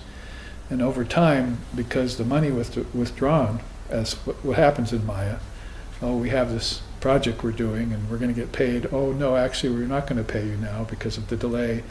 All the Mayic things had happened. Nobody visited the site for a long time. So this bucket filled with water, and when they finally did come back to the site months later, it was already beginning to rust, and some of the nails were beginning to fuse into clumps even. So you could like take out a clump of nails and you have to use a hammer to break them apart. Well, here's a picture I found about that, of a bucket of rusty nails. And the idea here is, for me, was when I saw it, was, oh great, that's perfect for my next class series, you see. Which is, what are we titling it exactly? Destroying the rust of spiritual life. Destroying the rust of spiritual life. Thank you. I recall the exact name. So, to destroy the rust of spiritual life, sadhana, spiritual practice, that's all, simple. Now just find a teacher, engage in the practice, do it. In that way, doing will be very good for you, rather than the doing of just worldly life and earthly existence.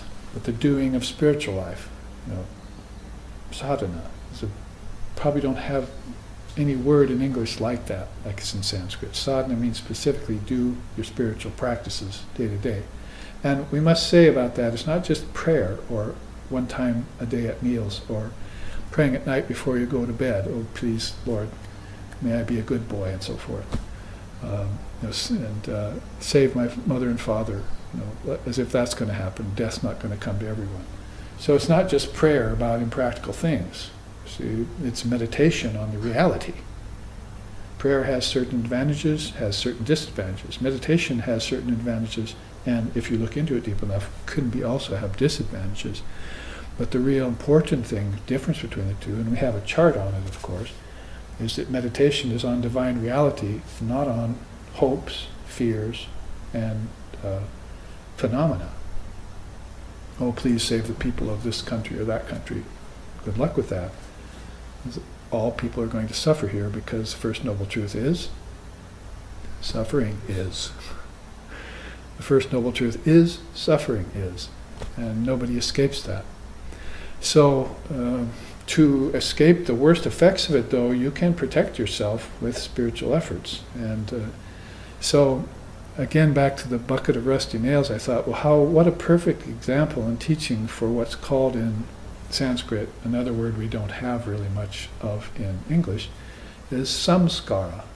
Samskara is a collection of impressions in the mind that gathered from past lifetimes. Also, your early life has samskaras in it. Growing up, you had certain impressions that began, might say those are the new nails added into the bucket. But when you came here, your mind bucket had all of these rusty nails in it already from previous existences. Most people don't think that way or know about that.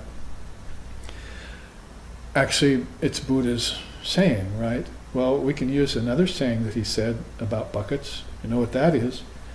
Drops of Dharma into your bucket. He said, get yourself a bucket and collect raindrops of Dharma.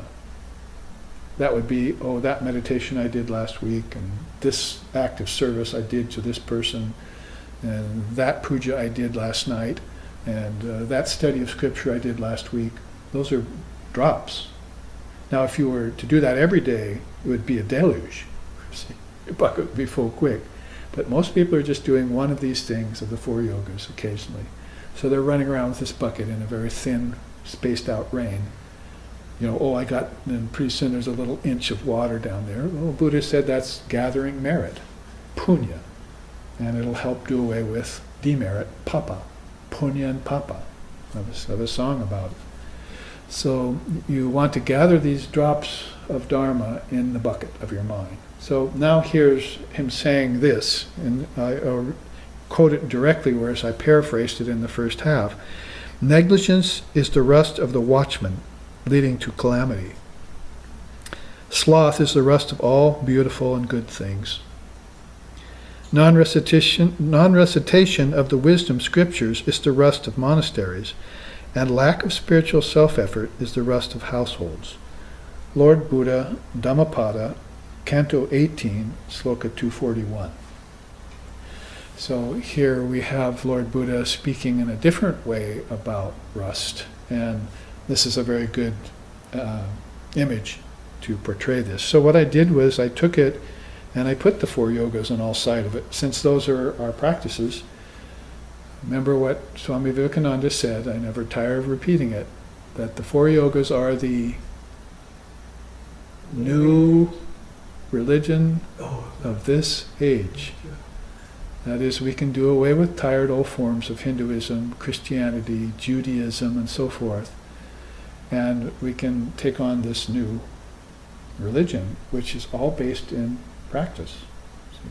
Here's your opportunity to actually do practice, not just be a religionist or a moral person or pray a lot to some entity that might not even exist yet for you. Which God are you praying to? God of nature? The formless God? There's no form in divine reality. Forms come out of it, but it's not made of form itself. So you have to philosophically again question these things and come to a siddhanta, a conclusion about them. So when you do that, wouldn't it be best to actually do a practice around each of these yogas? So I've put all 4 of these around this bucket of rusty nails, and from the tip of each of those rusty nails there, I've directed that to points underneath those yogas. Well, let's see here. Like nails left out in the rain in a bucket on a deserted construction site, gradually fusing with one another into lumps of rusty iron, similarly, the neglected and untrained mind forms complexes of residual karma, called samskaras, that impede spiritual progress and dictate the unhealthy conditions of future births in ignorance. So it's not enough just to sit here with some rusty nails and then maybe a few good nails in your mind and just let the rusty ones be. It's like, what, rotten apple in a barrel of good apples? Even one tends to spoil the whole thing. So the astute and specific spiritual practitioner is going to go in there and examine those samskaras of the mind in meditation, in sleep, at the time of death, if no sooner, that what is my mind made of? What are those impressions? Mental impressions would be a good English way of defining the word samskara. Maybe even better, complexes, because in Western psychology, Freud and Jung, we have this idea of mental complexes. Unfortunately, where Western psychology is concerned, they don't hook these complexes up to previous lifetimes. They may consider that it's possible, but some of them, maybe the more advanced and rational ones, radical ones rather, but to actually show how they connect up to your past lifetimes, that has to be left to the Dharma. to beings like Sri Krishna in the Gita, Sri Ram in the Adhyatma Ramayana, and so forth. So, with this said, the lack of spiritual self-effort is the rust of households, is the subtitle, and the corrosion of human consciousness is the title of this, to go with our class series. This will be sort of the cover-all chart. And I've prefaced it all by reminding everyone that on the unillumined level and on the illumined level, there are three classes of beings that apply across the board. Those who are still weaker, unable to realize the truth, those who are heroic, and those who are actually in full realization of the truth. The enlightened, the heroic, and the animalistic. Although that sounds a little judgmental and harsh, the animalistic just means that there are still some passions there that haven't been purified yet.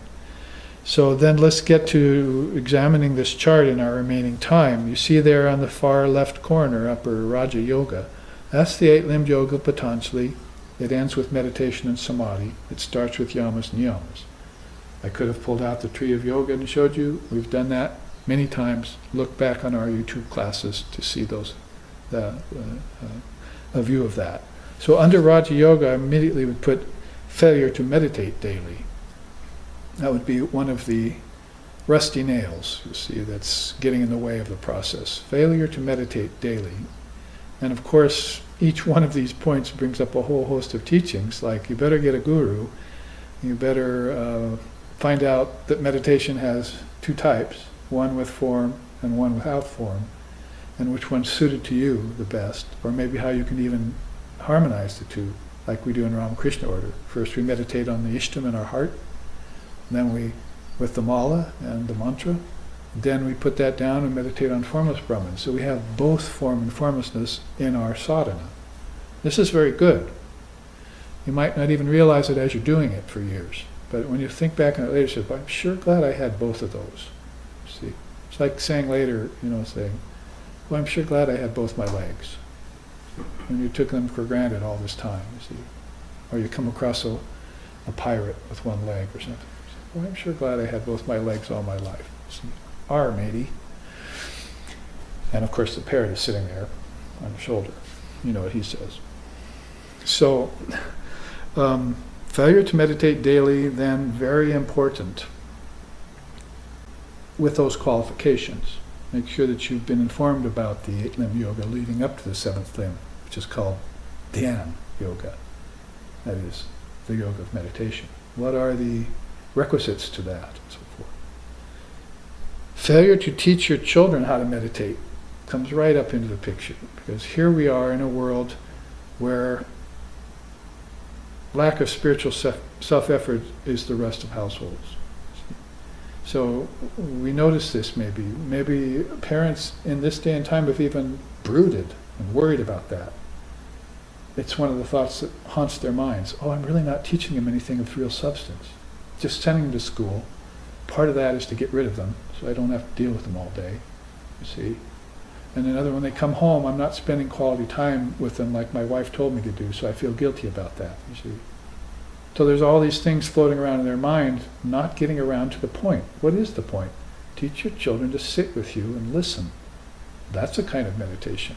Teach them to concentrate. That's the sixth limb of yoga. Then teach them to meditate. That's the seventh limb of yoga. Then explain to them how Sri Ramakrishna went into samadhi so often in this day and age in front of us. That's the eighth limb of yoga. Do this with them. Half hour, an hour. Is that so hard? Go mow the lawn. Well, actually, I'll mow the lawn. Here, come and sit with me. You see, do the dishes. Oh, I'll do the dishes later. Come sit with me. Let's teach you the wisdom of the ages. We've heard about it. It's in our traditions. Why aren't we sharing that with them?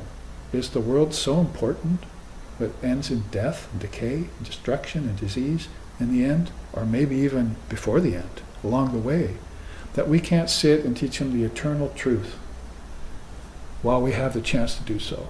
So here is one very important point that follows on the other. Meditate every day, then teach your children how to do it.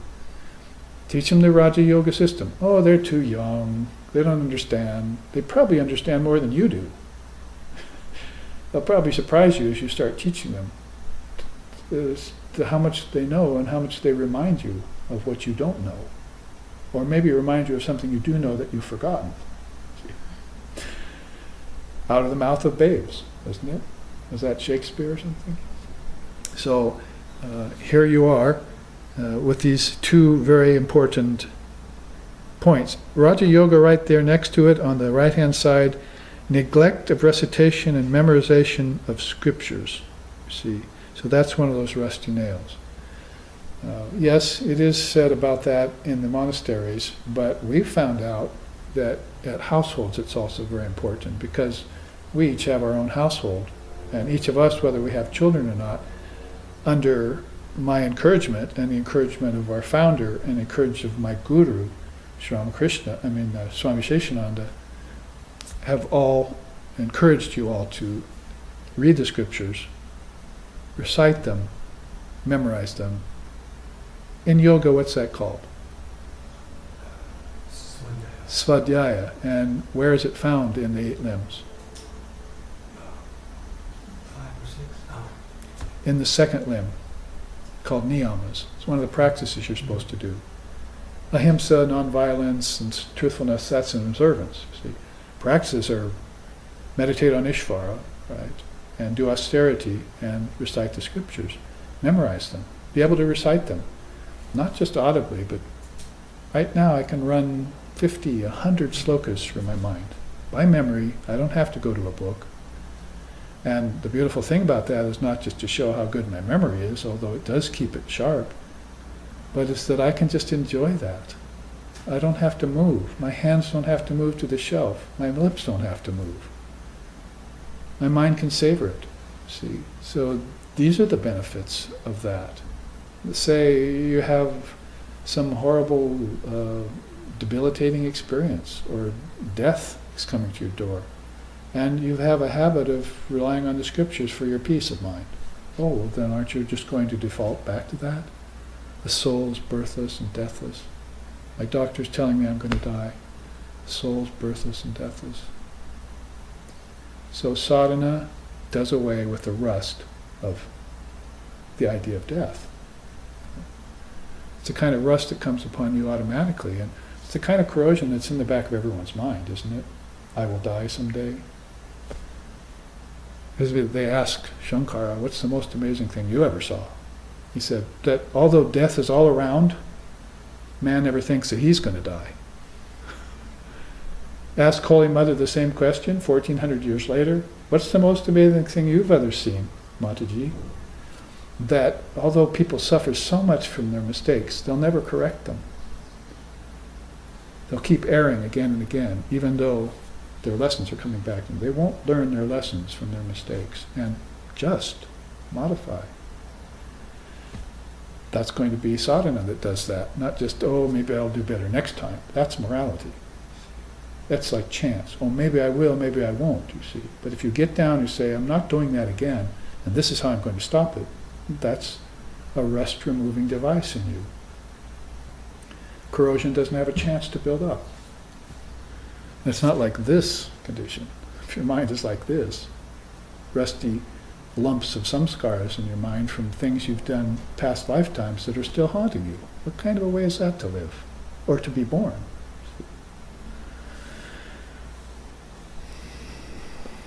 So Shankara says, mentioning Shankara, an amazing thing he saw, he says, practice your breathing exercises, control the senses, study the Dharma under a competent preceptor, and meditate upon divine reality daily.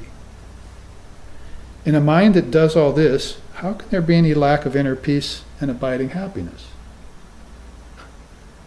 So in one statement here, 2 sentences, he's giving you the exercises to do, and he's also telling you, reasoning with you, practically saying, how can you fail to have abiding happiness? And he used to sing this. He would sing it like this. Pranayamam pratyahadam nicha viveka vicharam japya sameda samadhi vidanam kurva vadanam mahadavadaram bhaja govindam bhaja govindam mulamate samprapte Sannihite Kali Nahi Nahi Rakshati Dukarim Karane Raja Govinda.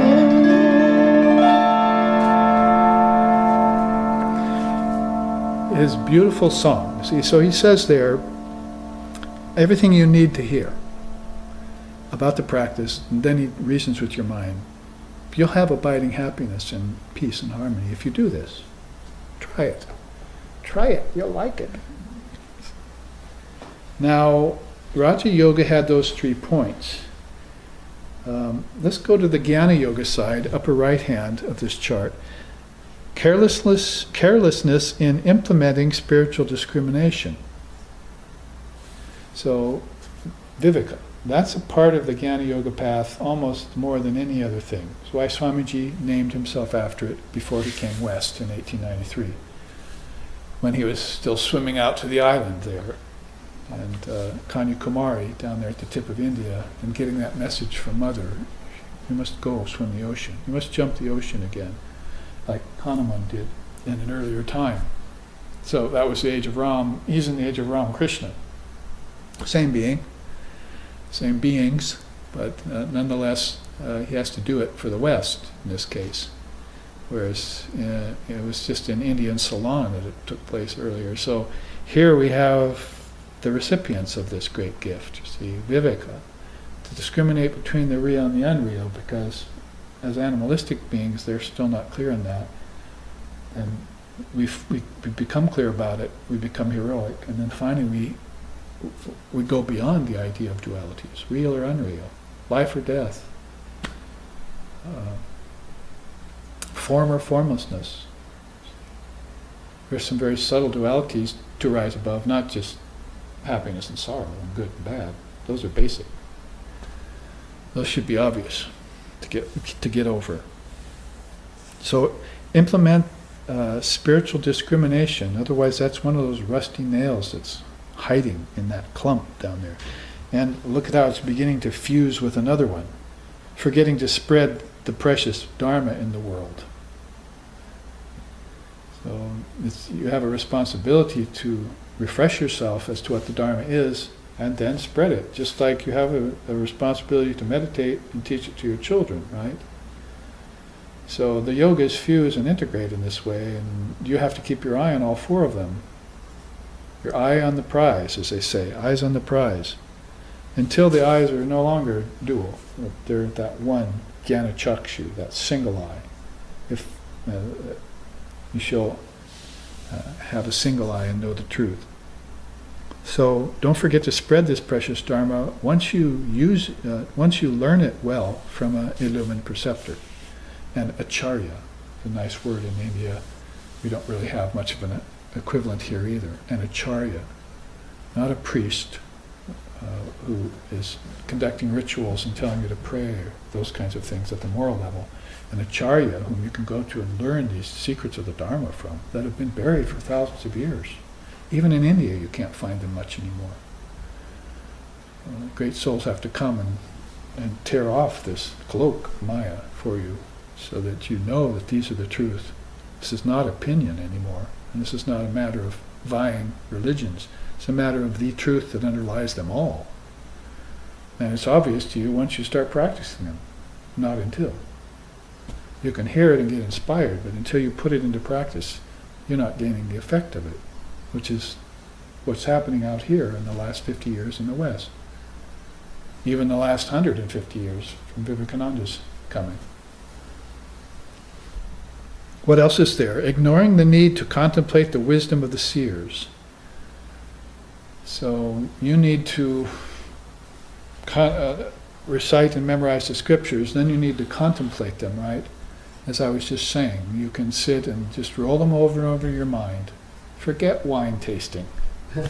Your tongue is just a piece of flesh that will deteriorate later, and wine's not that good for you anyway, no matter what they say. You're a wine-soaked culture, alcohol-steeped culture, that's never going to do you any good. Partying, soused, with over the limit, driving, killing people, and burning out your liver, and other things that they don't mention on labels of alcohol bottles. What to speak of the kind of behavior people fall into when they are inebriated with alcohol. In Buddhist commandments, they even mention it. They specifically say no alcohol. Jainism too, no alcohol, because it's been such a problem for so long. What is that? Why is that problem there? Because of some scars. You're born with a taste for alcohol, you live fusing that taste with alcohol, you die still addicted to alcohol. What do you think's going to happen in your next lifetime? That you're somehow going to be magically free of it? That it's not going to pass on genetically even to your children? What to speak of the karma that caused the genetics? That caused the actual makeup, the physical makeup, came from a mind that's a bucket of rusty nails? So you need to get in there and purify. Purification is, again, one of the yamas and yamas of yoga. It starts the whole thing out. Saucha it's called. That's a part of your sadhana. When things get purified, then you become clear. That's called khyati, clarification. And when you get clear, then you can begin to exercise your spiritual powers, like Kaivalya. Separate yourself from nature. This is the path that they've all taken who've gained enlightenment. Why are we dragging our feet along this path? Why aren't we snapping to immediately? Immediately would mean this lifetime. But 6 months if you can, Vivekananda said. If you do it right, concentrate right, have the right teacher, and apply yourself, 6 months should be able to get you free. That's going to be, of course, according to how many nails you have that are rusty. And I'm not talking about these. You can sit and polish these all you want, pay exorbitant amounts of money with your fingernails and your toenails and painting them and doing various things. We're talking about some different kinds of nails here that are, when they pierce you, they cause the disease of lockjaw, isn't it? With iron, you get rust in your system. Tetanus, yeah. So, I mean, this is a kind of life-to-lifetime tetanus you're born with.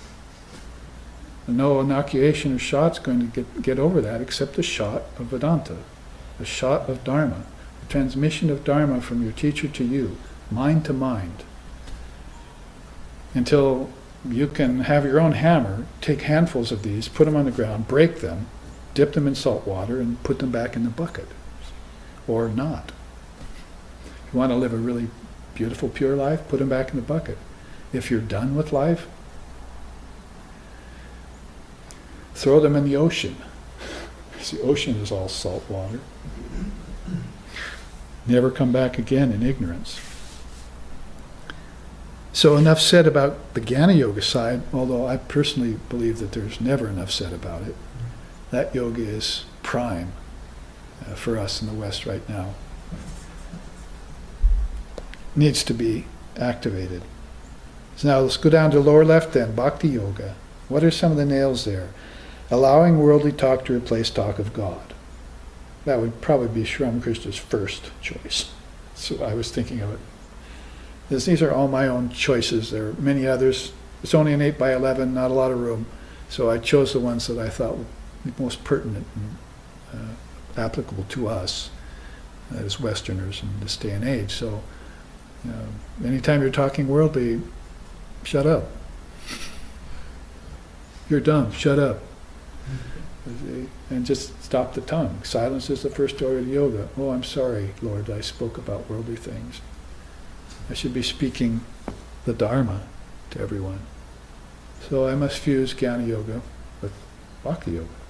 Two wings of the bird. Two wings of the bird, my teacher always said. Bhakti and Jnana. Bird can't get off the ground without both of them. Oh, he had both, and in spades, as they say. He was a Jivanmukta, realized soul, last living devotee of Holy Mother on earth. So you know this was left behind. He was left behind for a great purpose.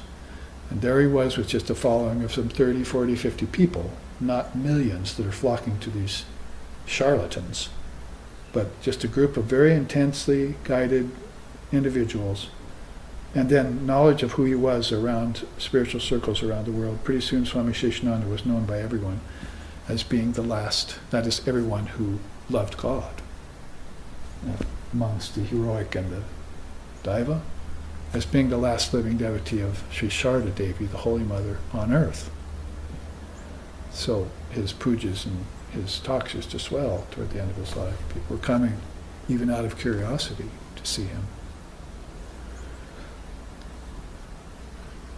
So don't allow worldly talk to replace talk of God. Talk of God is beautiful. It's not like some proselytization that you're doing door to door. Don't get us wrong. We're not going to force it on you. We're not going to bore you with it if you're not interested. But if you can develop a taste for it, you'll find yourself humming all day the tune of Dharma. Your mind will naturally hum it. You won't have commercials and stupid songs from the top 40 or something in your mind anymore. You'll be humming these tunes, like we just sang. Pranayamam pratyaharam nitya nitya viveka vicharam. That I can regulate the breath, withdraw the senses from their objects, discriminate well between the real and the unreal, control the mind and senses with the recitation of the mantra, perform these well with great care, he says. So there's different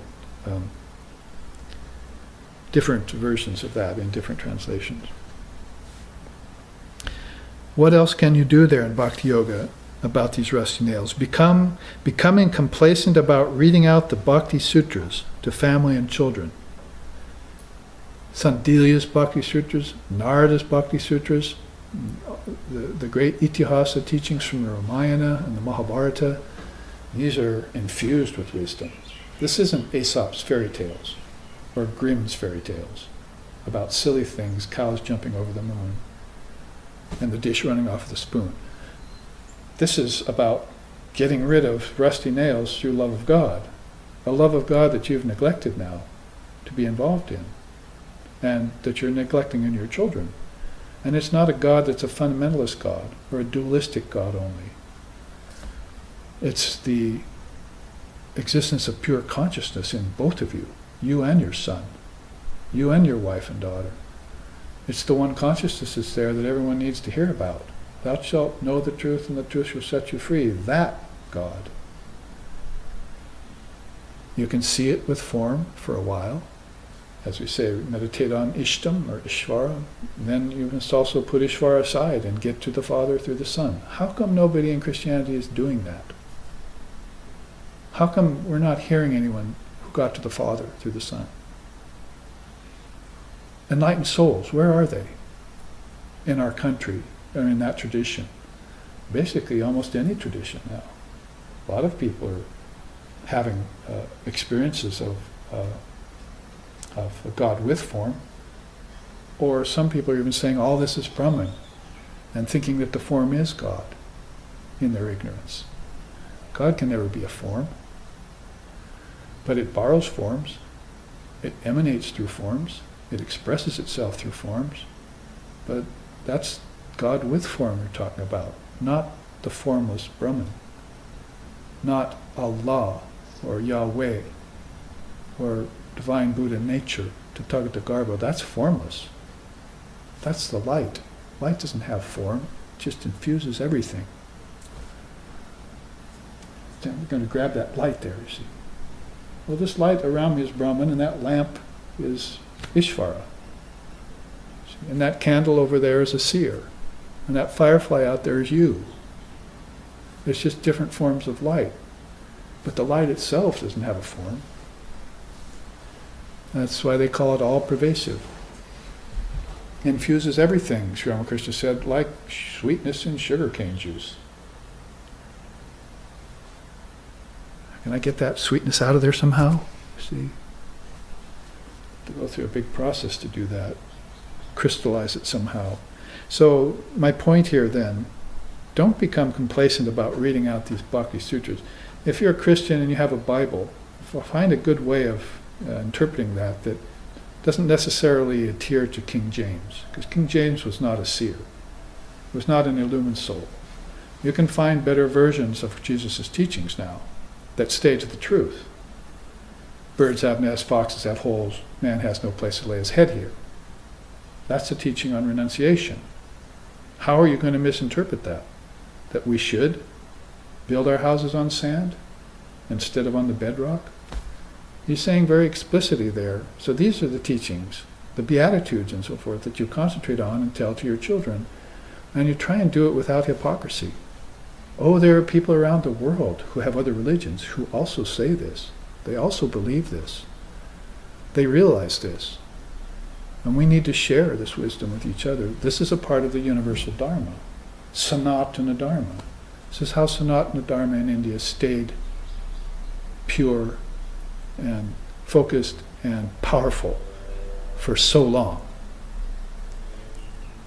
And never went away even when Hinduism fell and rose. Even when Buddhism came and fell. Even when Vedanta came and fell. That Sanatana Dharma stayed constant underneath it.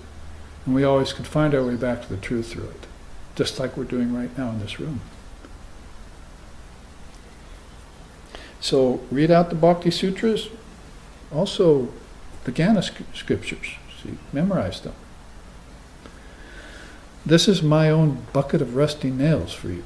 See, I mean, I could have chosen a lot of things. And each one of these I could take apart and talk for hours on. If you want me to make connections for you, but these things are things in each yoga that you can apply a salt solution to in your practice every day, till they go away. And I woke up one day and my ignorance was gone, utterly gone. Ask the cow about that, utterly gone. Another one here, failure to make use of the spiritual teacher, holy company, and recitation of the mantra in everyday life. Om tari tu tari turi swaha, om tari tu tari turi mama, ayu punyigyana puktinkura swaha. See? So it's a triple gem. It's pretty much Buddha, Dharma, Sangha, or Guru, Dharma, Sangha in our tradition. So you want to take full recourse to those. Use all three of them to the fullest extent in your life. Even when you're realized, you don't burn a bridge to your Guru. Even if you think you're realized and go away, you should maintain that connection. People calling me quite often, oh, I'm having such a hard time. I say, well, I thought you were already illumined. You left me a long time ago. I thought you told me you were illumined, you didn't need me anymore. Okay, I'll help you. What's the problem? See? So people fall upon hard times. Their karma. Where's their karma come from?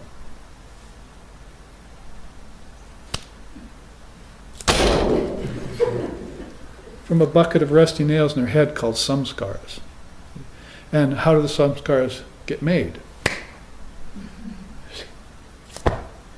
By my own karmic actions. Chicken and the egg. Choose which one you want. You see. Why did the chicken cross the road? Because the fox was on his side. So you want to get away from that. You see. So you make a big crossing. You jump the ocean if you need to get to the truth. You move mountains, as Muhammad said, to get to the truth. Kali's wisdom thunder rumbles profoundly with a power that can topple mountains. Beautiful songs of Ram Prasad. That wisdom thunder will disintegrate mountains. But you need to get that lightning flash from her smile of bliss, from her teeth, you see. And those things will do the trick. You see. Subject your sadhana to scrutiny by the Guru, who is Shakti's own emissary. See? And then see if darkness can exist in you any longer. Or how long can it? Are you doing your part? So this is what we mean, you see. Holy company is your Sangha, teacher is your Guru, mantra is your practice. You can have other practices too, but mantra will be very effective if you use it.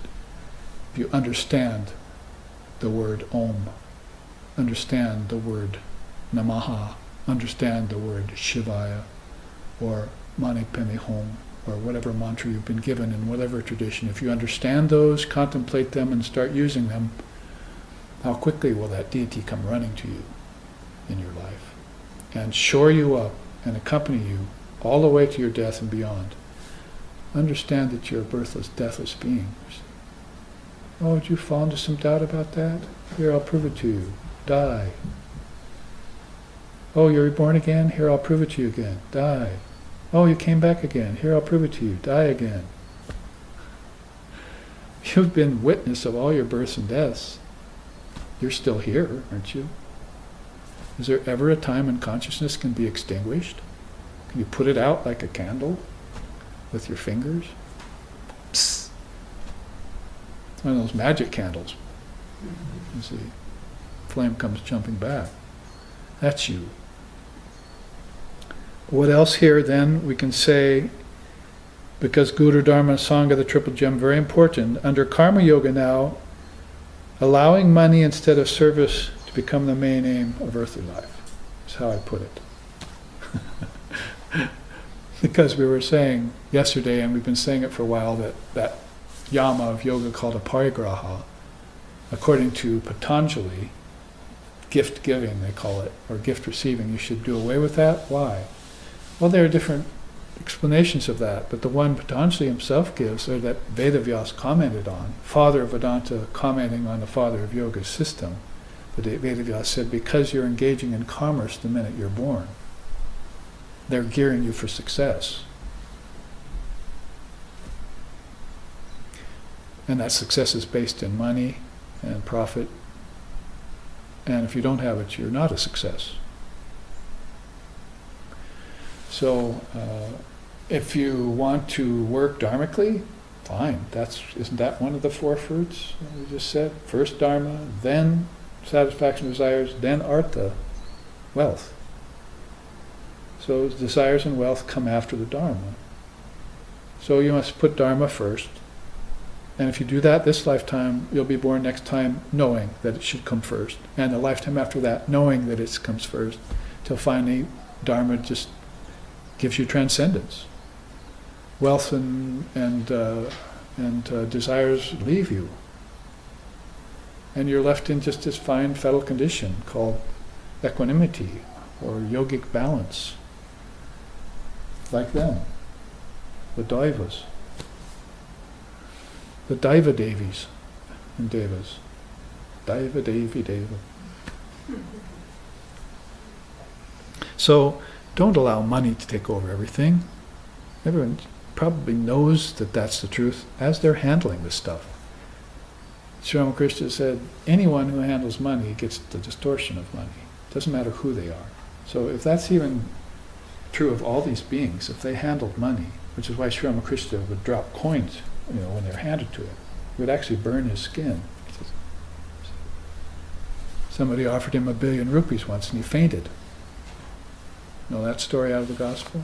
Woke up and said, don't ever do that again. You'll spoil my yogic equipoise. Money would ruin everything.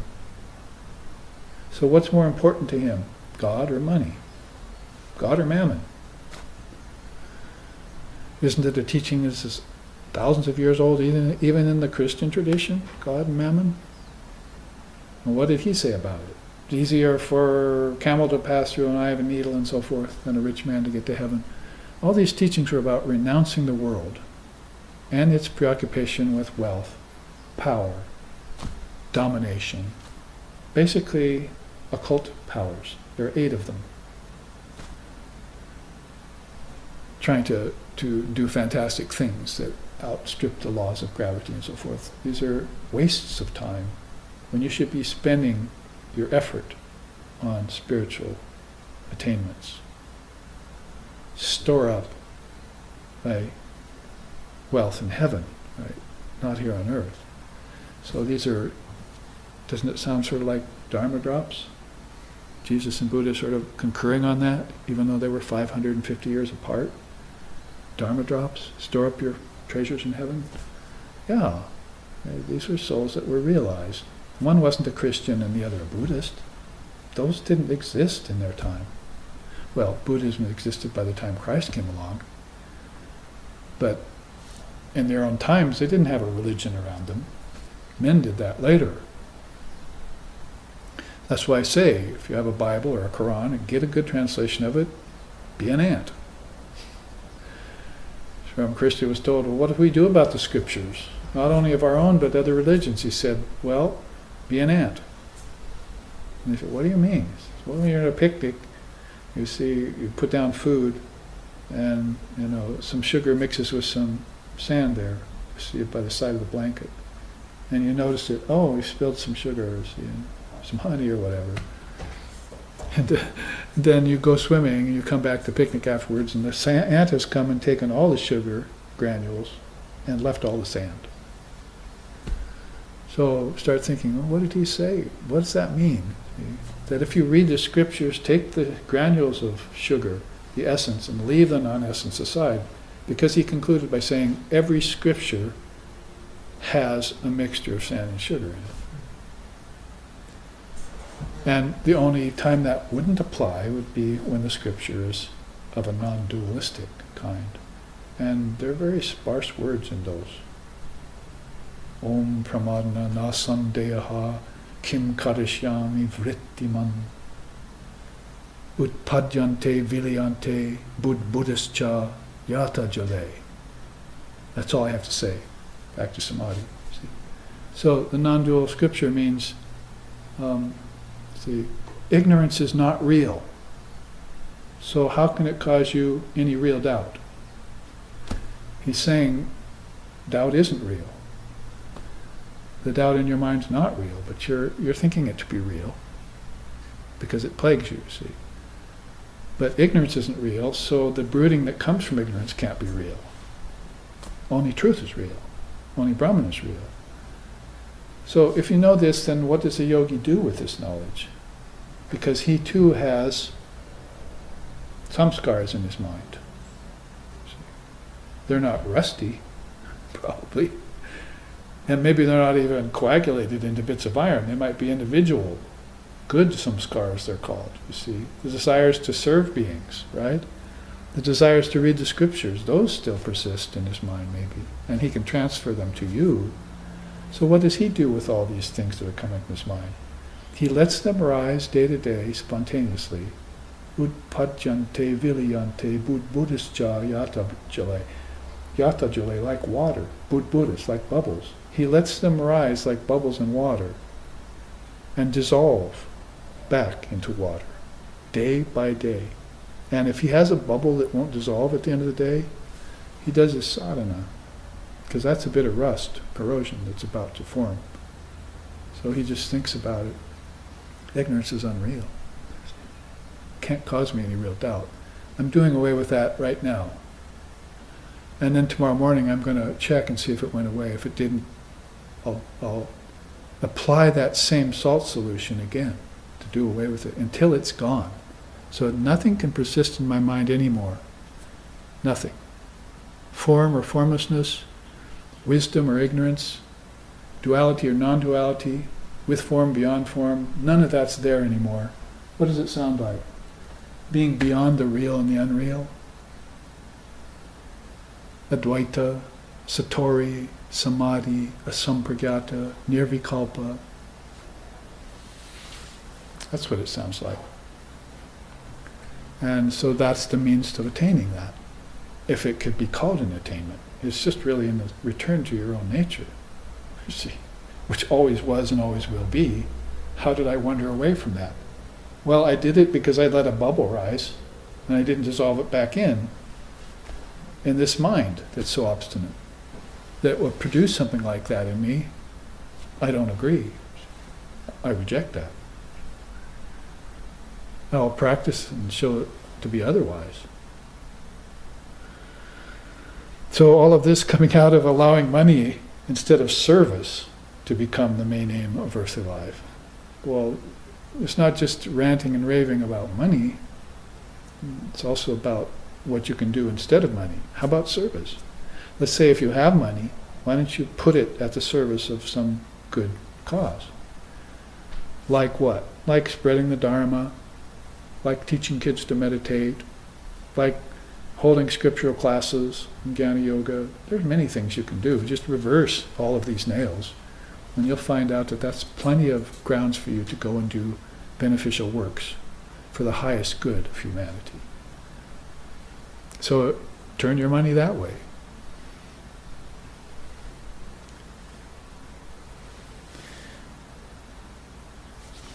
And this is probably all the more clear, seeing what's going on out there with money, that your politicians are even rich, immeasurably rich.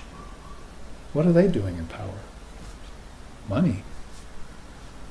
You can almost buy your way into anything. Same with the priestcraft. Lots of money in some of these religions puts them above the suffering and the lowly and the fallen. So they won't even give any money towards that. They'll put it towards war. Religion will put money towards war to support its own claims of being the only right religion. That's how demented they are. When people are sleeping outside in the streets of the church, give them a little soup. That going to help?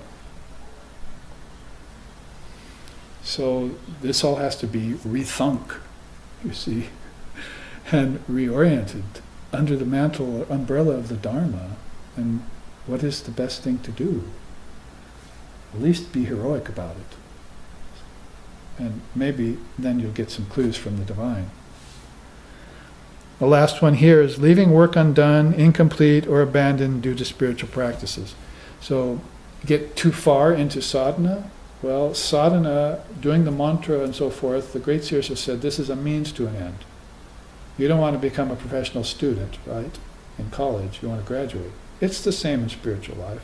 You don't want to become a professional sadhaka, where all you're doing is spiritual practice and austerities is all you're doing. That sometimes can even ruin your health. So there's a balance to everything. So you turn around and you serve with what you know.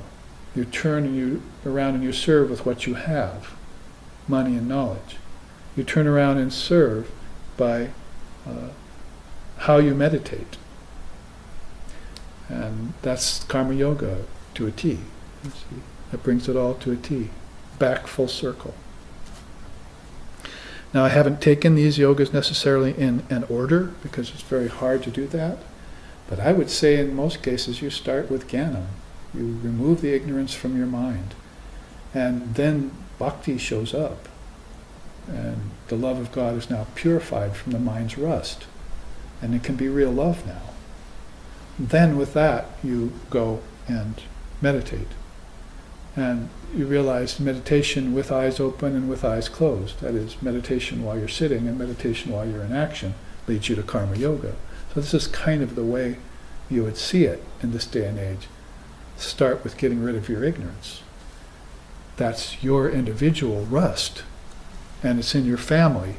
And then it's in your city. And then it's in your church. And then it's in your politics. And it's in your business. And finally it's in your ancestors.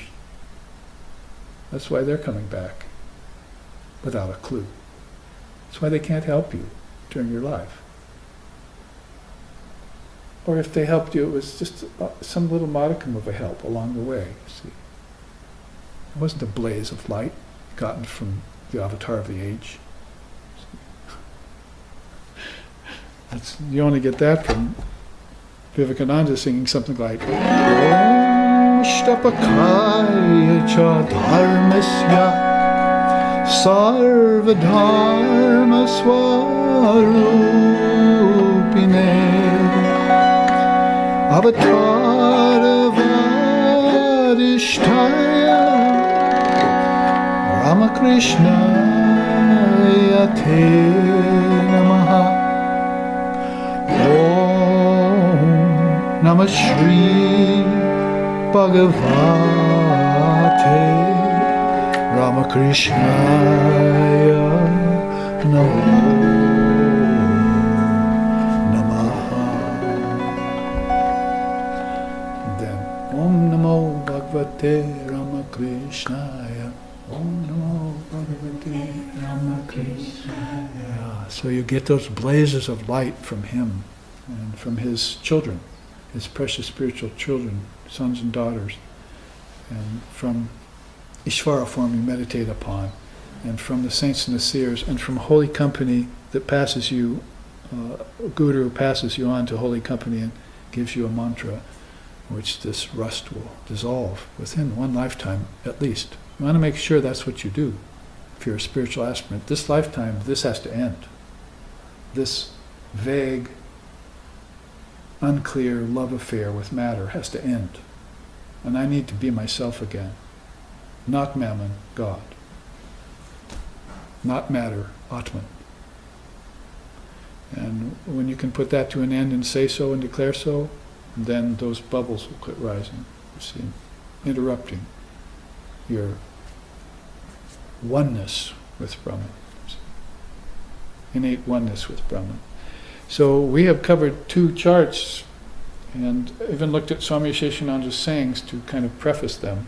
And we're coming now to our end. We'll end a few minutes early with a chat. But before we head for next Sunday's class, remember to look at your notes on this and strengthen up your resolve in your practice about this, day to day, even maybe more than day to day, because there are kinds of beings who are animalistic, who are doing a day-to-day practice, but maybe it's not minute to minute yet, hour to hour, breath to breath. We want to be more like lifetime to lifetime, living in divinity in a state where birth, life, and death actually don't exist anymore. It's like waking, dreaming, and deep sleep don't exist anymore. You're just in one state of pure conscious awareness, homogeneous, unalloyed, and uninterrupted. Om Dhanirgrahitva Upanishadam Mahastram Saram Yupasanashita Sanjayita Ayam Yatad Bhavakatena Chetasa Laksham Tave Aksharam Somya Viddi Om Shantihi Shantihi Shantihi. Taking that mighty weapon furnished by the Upanishads and other non-dual scriptures, fasten to it the arrow of mind, made sharpened by thoughts of reality alone. Then, drawing full strength, O student, release that arrow and penetrate the mark, the eternal Brahman.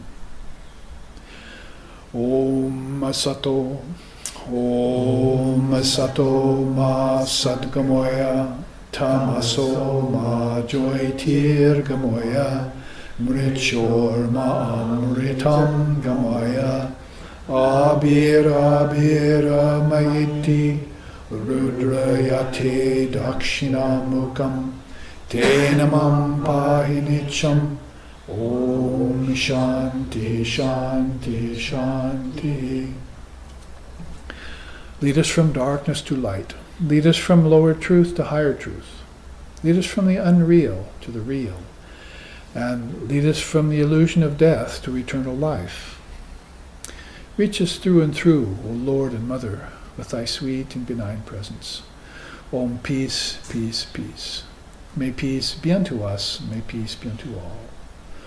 Om Hari Om.